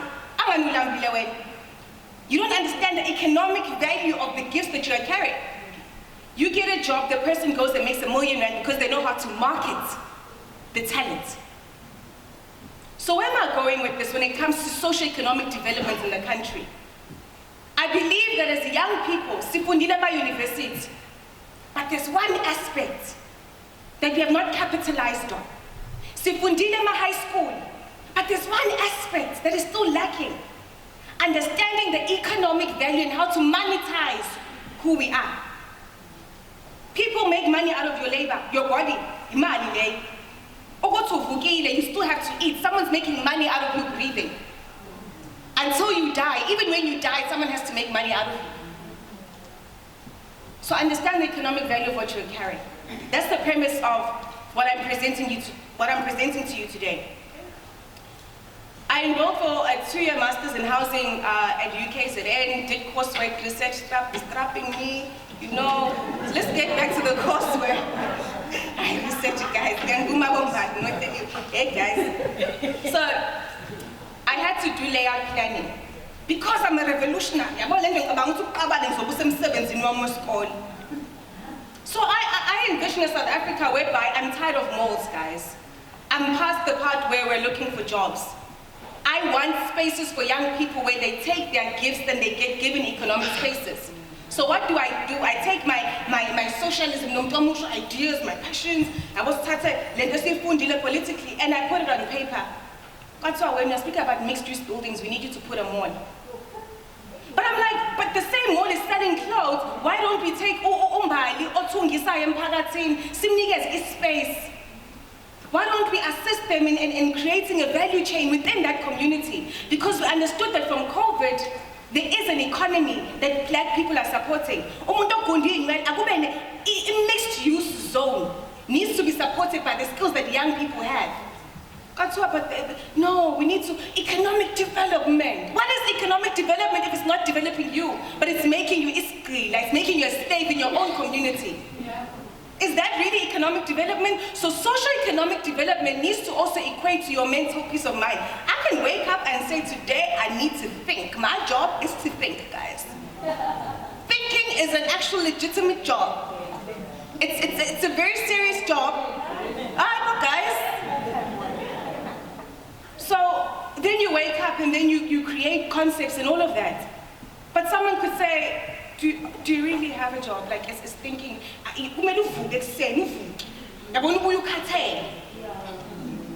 so ultimately, the value that you have, even you can't even buy a house on loan, you can't get things, you can't access things. If you are so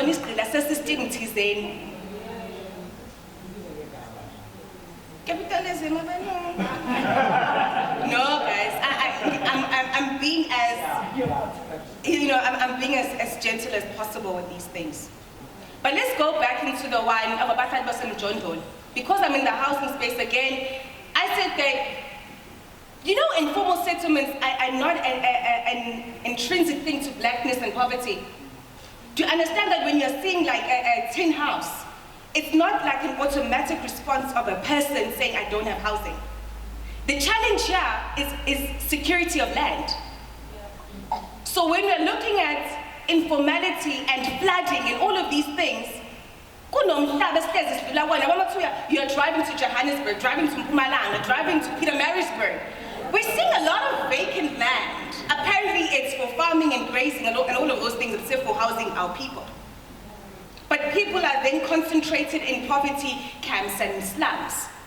I believe that we don't understand land. Mangabuza manje ngithi Phakamise, South Africa inomhlaba ongakanani? Anganisifuna umhlaba. No, but let's be honest, do we really know how much land South Africa has? So when we speak about socio-economic development, we need to also take up responsibility on our side and accept the fact that we have not done our homework. We have become politicians. If you sound nice, then you're a real politician. If you're charismatic and you're saying you want the land, yes, we believe you, but do you understand which land we want and for what functions? A graduate will graduate to a internship but she can't even afford, or they can't even afford decent housing. We are failing to house the youth in South Africa, but we have vacant land. When you give someone land, a plot of land, eventually they build their own structures. But then we have someone who says that they're radical. We want people to have, when you're giving housing, we need to give them a full structure.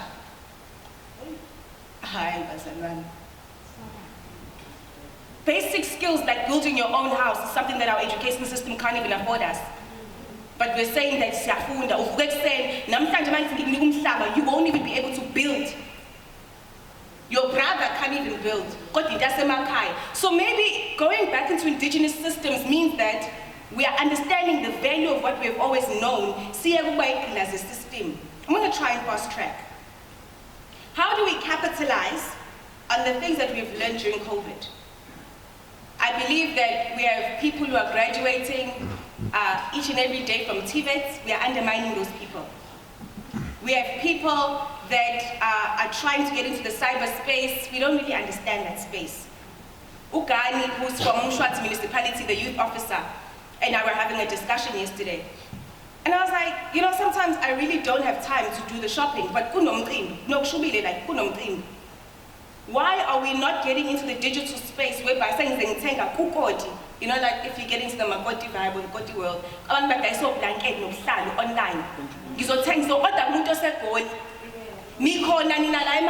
This is your skill. So socio-economic development also means that we need to understand what is available to assist us. Sing and reject is not that will empower us as the black people of South Africa. So take the skill. If we're waiting, how we shoot onto the digital space so that people can access you. No matter when and this logo that I was content and some shwati yenza amagate uthembekile. Khona usong designer escape. Akafika ngawangikala wangijothi uzikala kanjena kanjena kanjena.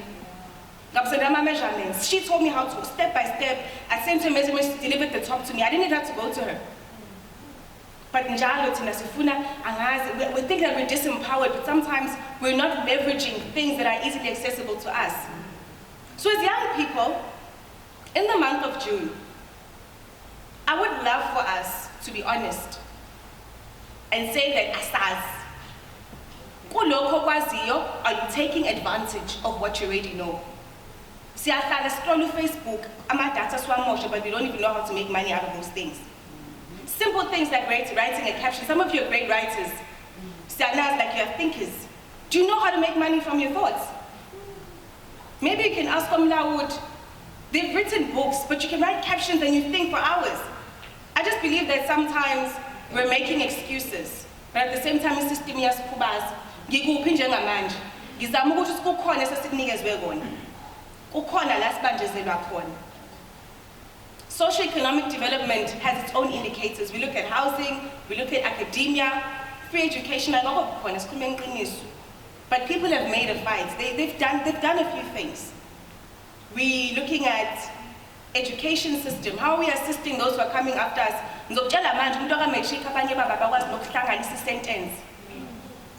All teachers are struggling, but we are not even assisting.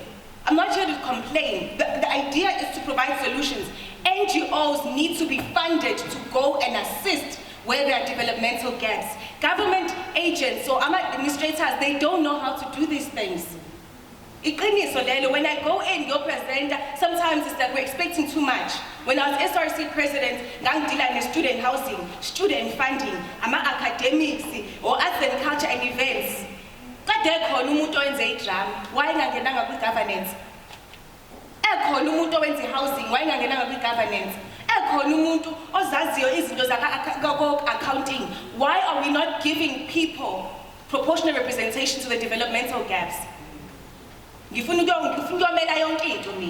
So So there's a difference between political participation and governance.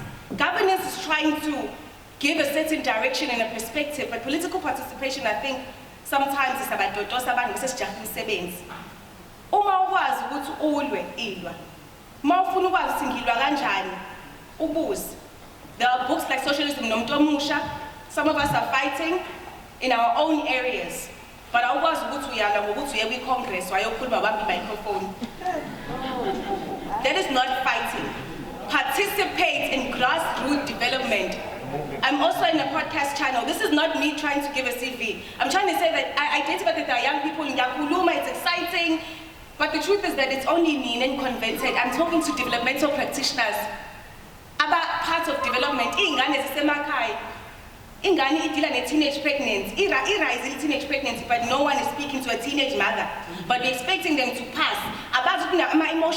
There's an emotional burden on a teenager. Beyond that you're a teenager, there's also an inherent motherly burden, mental health issues that mothers sometimes inherit from that process. A teenager thinks that I just hate my child. And so we started having these conversations on social media platforms such as YouTube so that it becomes more accessible to young people. Wherever you are, make sure that if you have a solution, speak it out. Whether they like your comment or they don't. Believe in the frequency of your power, because no one else will. Mlawudi wrote a book. Do you know that today he's an author, today he's a doctor with a PhD. Very, very humble.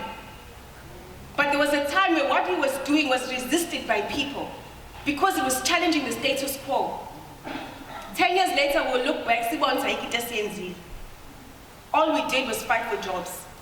All we did was want jobs to oppress our own people. I'm not here to complain, I'm here to say to you that there's something you can do. Join organizations, participate, but find your niche. Closing remarks. I'm not an expert in everything, but I know that call me to do housing planning. 70% no, for you to pass this assignment, we told you that the notes say that a mixed-use zone has a mall. And I was like, okay, let me give black people more plots. At least more space. They can use their housing as an economic generating mechanism. Meaning we are about to release spaza egcekeni awuqashi umuntu. Igceke lakho uyakwazi wakhe ispaza nyana khona noma uthungise une workshop yakho kwakho ngoba awuqashi umuntu angithi. Kwathiwa no. Sifuna a mixed use zone. These are town planners, my own black peers, my own lecturers, who claim to be progressive. When we are writing, or when you are writing Bomlawundi, we appreciate because we get to reference you. We don't take lightly what you do because what's why we tata up in Benzai. Okay, I'm gonna sing you tata. No, we tata up. And so I would encourage you that if you're a writer, write. If you speak, speak. If you're in the political space, do it right by the people. But Uktelega does not amount to transformation. It is only a reflection of brinkmanship. But ekugcineni meeting mayihlali, agenda mayibhali, proposal mayibhali, policy needs to change. Noma sishintshile mayi-implement. Manifelo we-implementa thina sizohamba soyishintsha thina mase nisibiza ngamavukela mbutho, whatever you call it. Whatever you want to call us, we are agents of change. And if you don't want to be a part of the movement, you might not include us in your spaces, but we'll create our own. And soon enough, young people will hear that we're speaking truth to power and that we're effective and we'll rally behind our ideas, buy our books, call us to speak truth and call us to effect change. And so thank you to DDP for this opportunity. But more than anything, Zibo Zubut, are you really an activist? Moshi space for the office, by the way, no, iqiniso ukuthi office alenzi lutho khuluma iqiniso ukuze nithole usizo angizilukuzolwa nani ngane zakwethu futhi ngakho ngiqelile ukukhuluma isingisi ngoba ngiyanibona ukuthi khona ba in this room. So let's speak truth to power, but most importantly let's understand how to implement change. Ngiyabonga.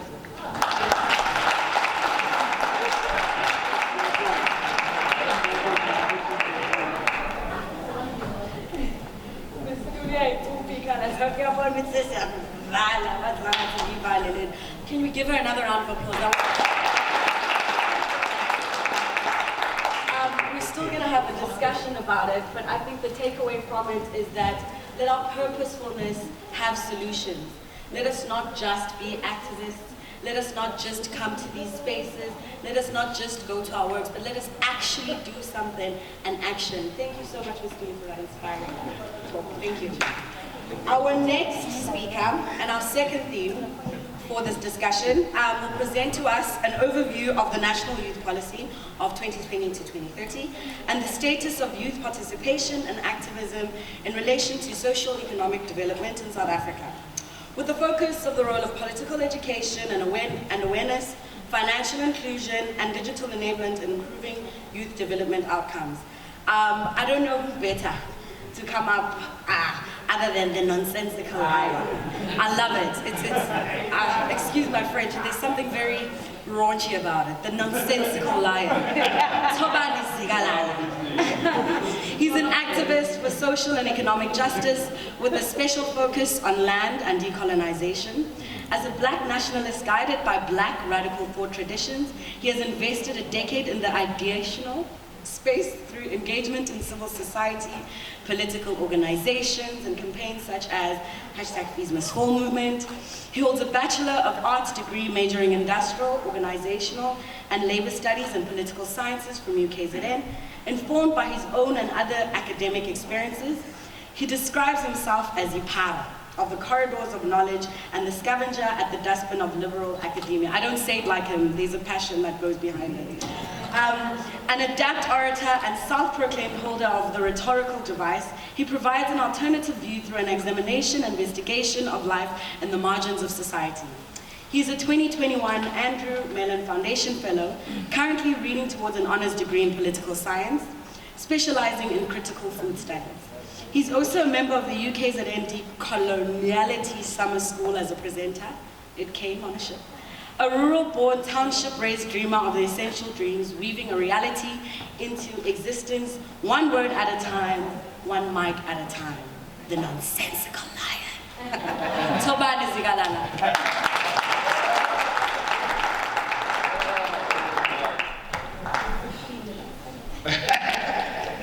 You see, I'm the only speaker who, every time he goes out to speak, he must always be reminded of the time he has.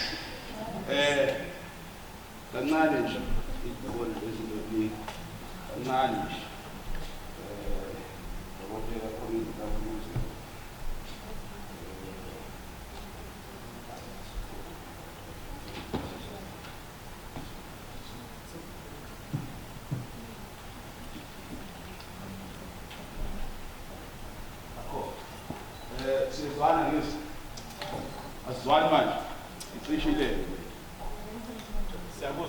ngiyangizwa iyasebenza le manje khona abantu cha manje ngididele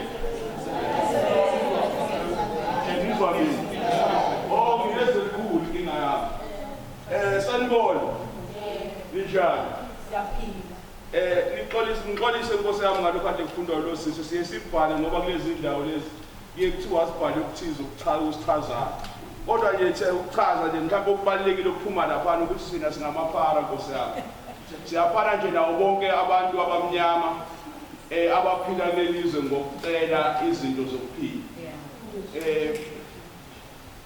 kuyingakho mhlawumbe sizibiza ngamapara ngoba noma sisikhuluma isilungu lesi sasenyuvesi esasifundayo kodwa asihlukile kunalabo bafowethu abahleli lapha emgwaqeni abahamba abahleli mihla namalanga becela into ezobanika impilo.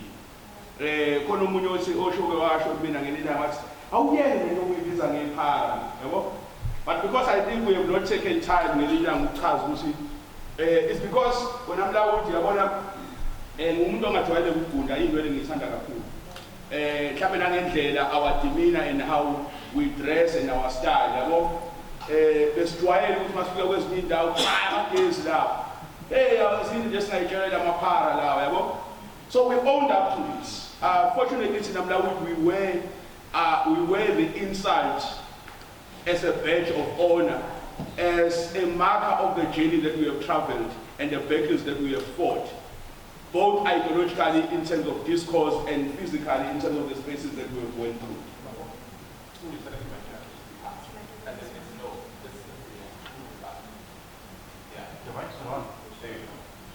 on the screen.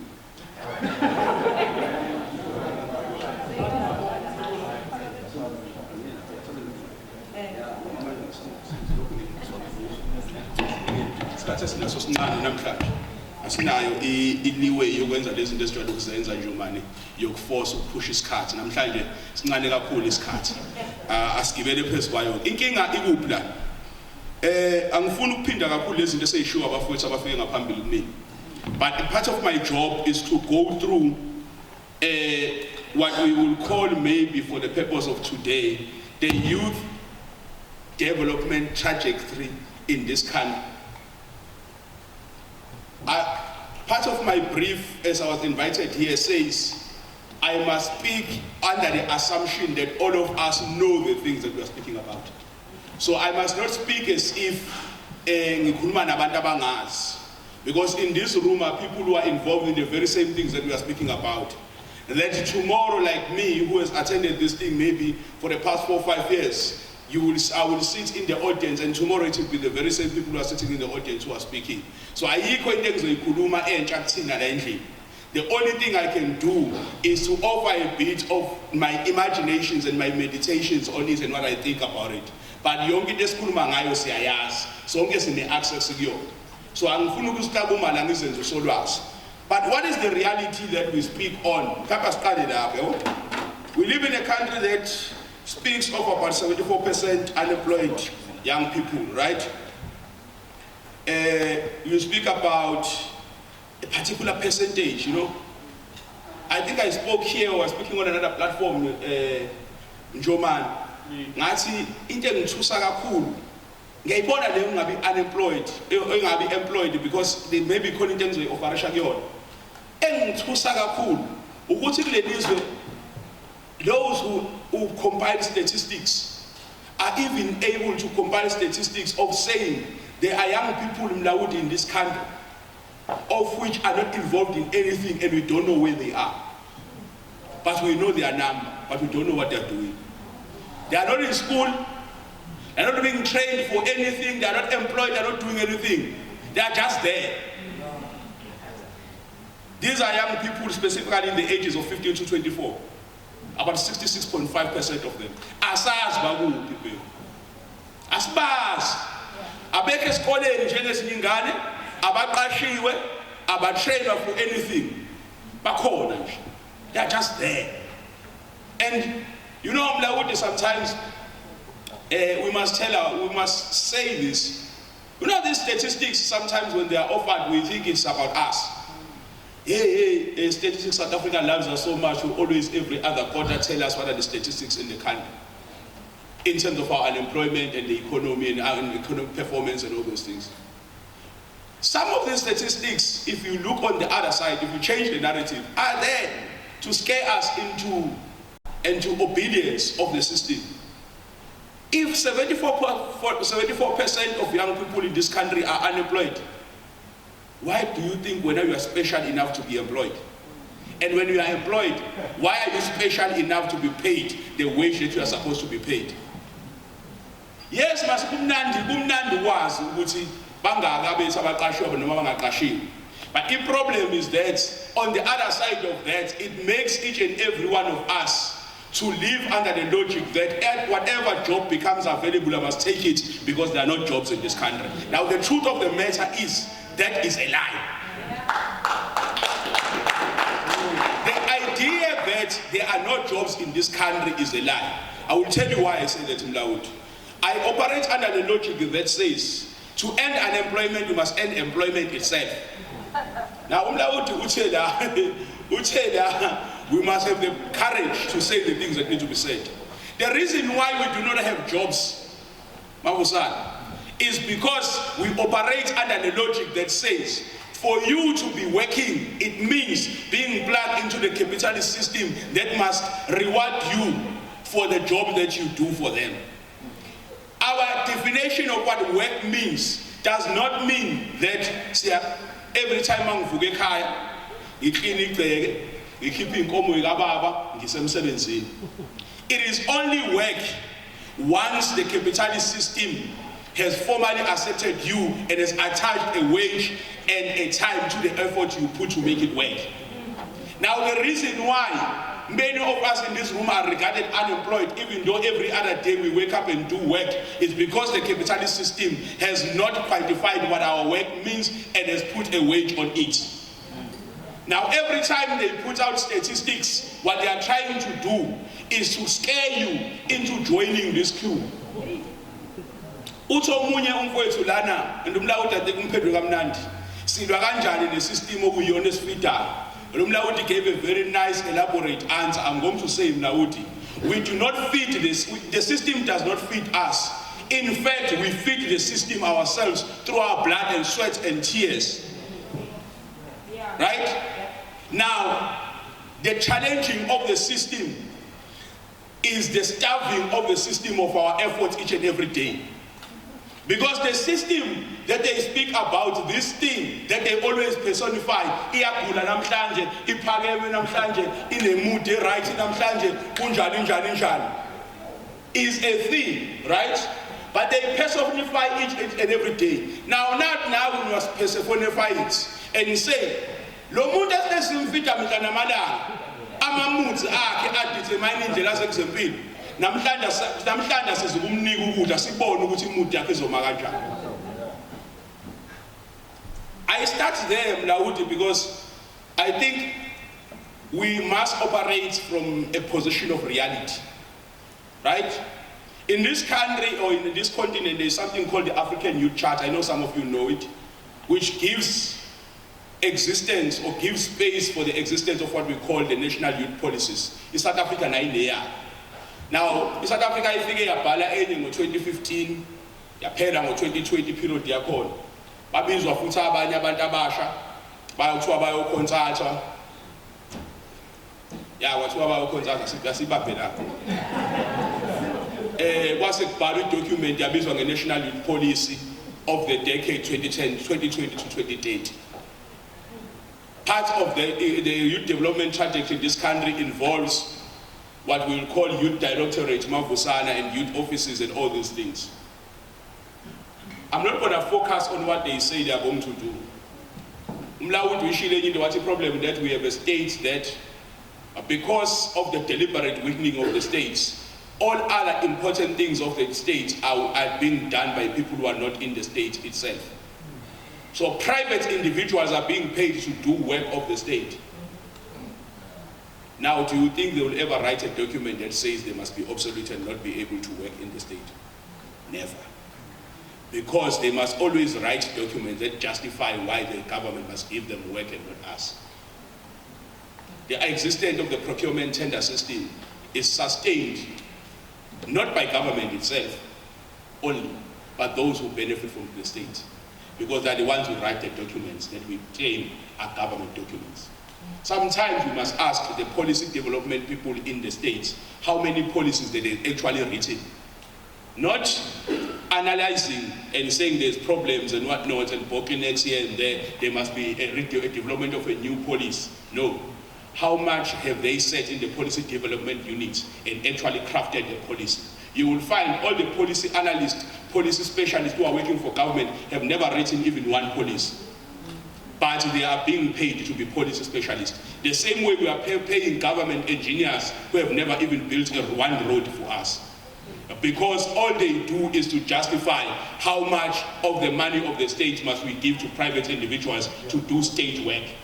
Now, private individuals in Laud and private enterprises do not have the mandate nor the conscience to do anything that is for the development of our society. They must, the only logic that they operate on is how much profit they can make.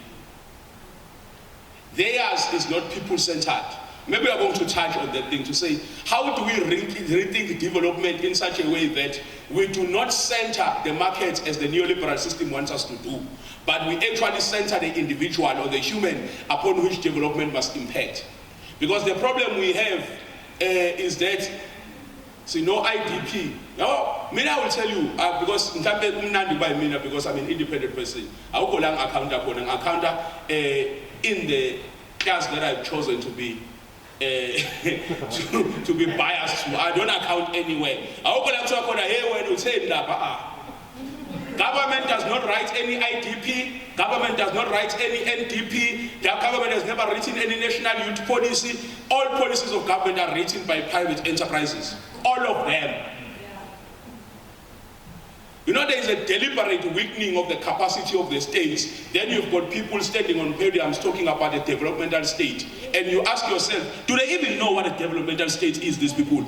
You continuously every day weakening the capacity of the state to champion development. But no, as a developmental state, we are going to create jobs. But the capacity of the states to champion development, you weaken it every day. You have weakened parastatals, you have weakened government departments themselves in terms of the work they were supposed to do. But you claim when you are a developmental state. Maybe abanye is political science, developmental states. See a casting because or maybe let me say that.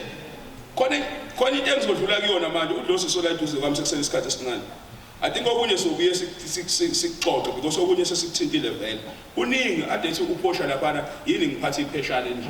Amapheshana ethi amnandi ngoba ahlala la ephaketheni yabo. Akekho umuntu owaziyo ukuthi ubona sengikhipha ibhomu yami sengiphethe ngesandla ukuthi kuzonini. Ake ngiyophatha imoto enkulu. Abantu bazogcina babona ukuthi lo ngathi dangerous. Fanele uphathe la ibhomu. Sina samapana phela. Asazi sola lapha namhlanje asikwazi ukuphatha into eziningi. Sengiyashikana phansi. Zithu izinto. The problem of young people in this country is that we have no proper ideological framework to understand the situation that we face. We are jumping from one thing to another. We are loving every catchphrase that people say. Because ourselves, we have not grounded ourselves into understanding theoretically and practically what does it mean to live in the state we live in. And how do we get out? That's why today people will do that today, others will do that. Because you see a jumper man is we are mobilized as who are saying let's we are mobilized by cameras and mics. Every time there's something that's going to have a spotlight, we are found there.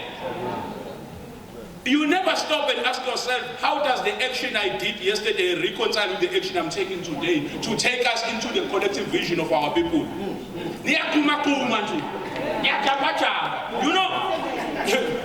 You know, also now we've got what we call prepaid activism. It's like a jukebox, you know, these things is we've got what we call prepaid activism. If there is no money, there is no activism.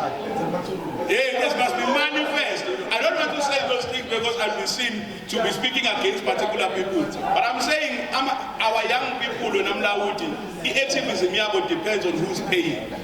Who has got money? It's like a jukebox. You know, Unjabulo here was asking about patronage. Maybe as I sit down, comrades,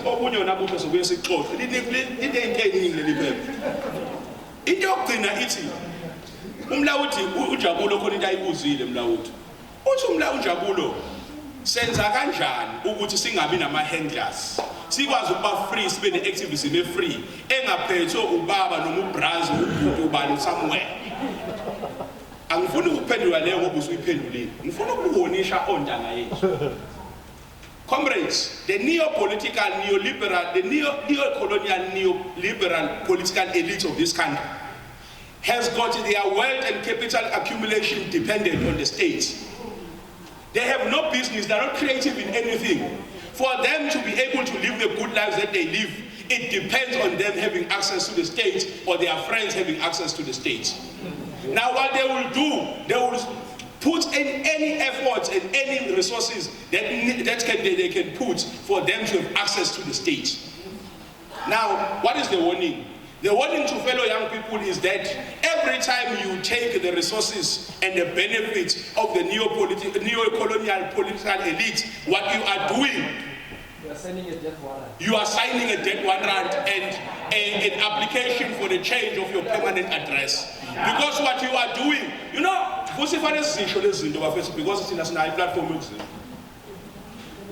uthatha imali namhlanje upromise ukuthi uzodeliver uMartinez ngoba kuthiwa khona inkomfa ehlelile Samuel uzodeliver uMartinez ne uMartinez akasipani indawo akana business i-political career i-political activism yawo i-political leadership yakhe iyona career yakhe iyona lazophila khona. Now if wena uMartinez ekunika 200,000 ukuthi umdeliver as deputy chairperson bese wena uyasuka usuthi hayi angisamfuni manje uMartinez usudlile 200,000 usuya kumlawudi manje usuthi hayi usimlawudi mina first time ngikwazi kudala kuma political classes hayi uyinja yami kahle kahle umuntu ofanele bo deputy chairperson la wena sesikubona usuphost umlawudi kanti izolo uphost umuntu uMartinez ucabanza uMartinez uzokwenzani because uMartinez uthathe imali yokondla ingane zakhe wafuna ukuyifaka kuwena ukuze wena umdeliver ukuze uzokwazi ukuthola imali eningi yena nabangani bakhe wena uthatha leyo mali uyayidla uyodeliver omunye umuntu what you don't realize that you are actually tampering with i-bread-winning yomuntu othize. Because these political elites that we have ufana nowasibona ushadala ngithi esibuye sihambe sencwadini what i-problem yabo abafuna ukuqala amabhizinisi bakhuluma nge-national liberation. The national liberation yabo ayifuni ukukapture isho ukuthi what did the economy look like, how will we transform the economy to serve ourselves. Inokuthi nje we must be free, we must get franchise sihambe siyovota mase sivotile bese-ke i-economy soyirana kanjani akekho ofuna ukusho. Namhlanje into abayenzayo is that yabo you know, in the countries that you've got two type of politicians that we have. And you young people must have noticed this. There's two politicians that exist in the country. One is a politician who has accepted that for him to make money and be able to live, he must make that money through the status quo. So he will do anything in his mind to make sure that the status quo is reserved because that's where he gets his money and he gets to be able to survive. There is a politician who has accepted that in the status quo I cannot eat. Now what I need to do is to propose or champion a changing of the system. But this changing of the system depends on me being the one in the state because that's the only way I'm going to eat. Now we sometimes have got some radical things being said by this group. But if you analyze them correctly, they're not a difference from the other side of the spectrum. They are all looking to get access to the state. The only problem is that you've got people who have realized that Tina is status quo is full. Abasithandi Tina sebenabangani babo abaphumana. So Tina into esingayenza ukuthi sibe njengabantu abalwisana nalabo ukuze nathi sizongena. Mase sangena nje siqhubeka ngendlela ade kwenziwa ngayo. You must be able to these things, comrade. You must be able to understand these things. Of course, as Umlawudi says, we must have radical imaginations of the society that we want to live in. And we must know, as Umlawudi said, and this is the message we go around telling young people, that the alternative world is possible. Not only is it possible, but it is necessary. But it will not be brought about if we as young people are not willing to fight for it to be realized. Unless sifuna nje ukuthi sidle nje. Sengiqala phansi, this is June 15. 46 years ago, I don't know where they were, but I imagine it was winter in Soweto. They were cold somewhere. They gathered like we are gathered today. But when they gathered with a different imaginations, they knew that the morning that comes is them on the street, facing off with the apartheid machinery. We never had the time in this country to sit down and quantify what that meant for 16, 17, 18-year-olds. To imagine in themselves, Umlaut was talking about political courage, to imagine in themselves that akekho omunye umuntu ibona who must confront the apartheid machinery so that it is brought down. This country was freed by young people. No one else must tell you otherwise. The last thing, there's no Messiah that is coming from heaven to solve our problems. Bigger has long told us that the God that we pray to is not in the business of coming down from heaven to solve our problems. God has instilled in us the power to fight and solve our own problems. The same way he gave Moses in Egypt the power to go and confront Pharaoh. So the power to change our lives is not in the sky, is not anywhere else, is in us because the God that we pray to has given us that power. So this messianic politics ukuthi kuzofika umlawuli uyena owazi kakhulu uyena ozosikhulula kumele iphele. But other than that, we need to re-look kwenziwani kule offices or youth directorates and whatnot. Why is no monitoring evaluation of the youth development agenda of this country in these offices? Instead, you've got people who are busy giving grants everywhere. And you ask them, say, they're busy fighting for budgets, those people. Hey, we need more budget, we need more budget. More budget should do us because if Echewin has got 44 billion in terms of his budget, that's the budget of young people. Why are you fighting for budget that must be in your office? Because your job is to monitor, evaluate, and coordinate youth development. There is money in all these departments. What we need to do as young people is go and unlock this money. And this problem is in the municipality, in the province, and in the country. You've got people who are in charge of youth development who don't know what they are doing. In fact, what they are doing is the same way what all people have been doing to give us grants, to keep us quiet as if there's something they are doing. We in this country, we love to appear like we are doing something when we are doing nothing. Is what that.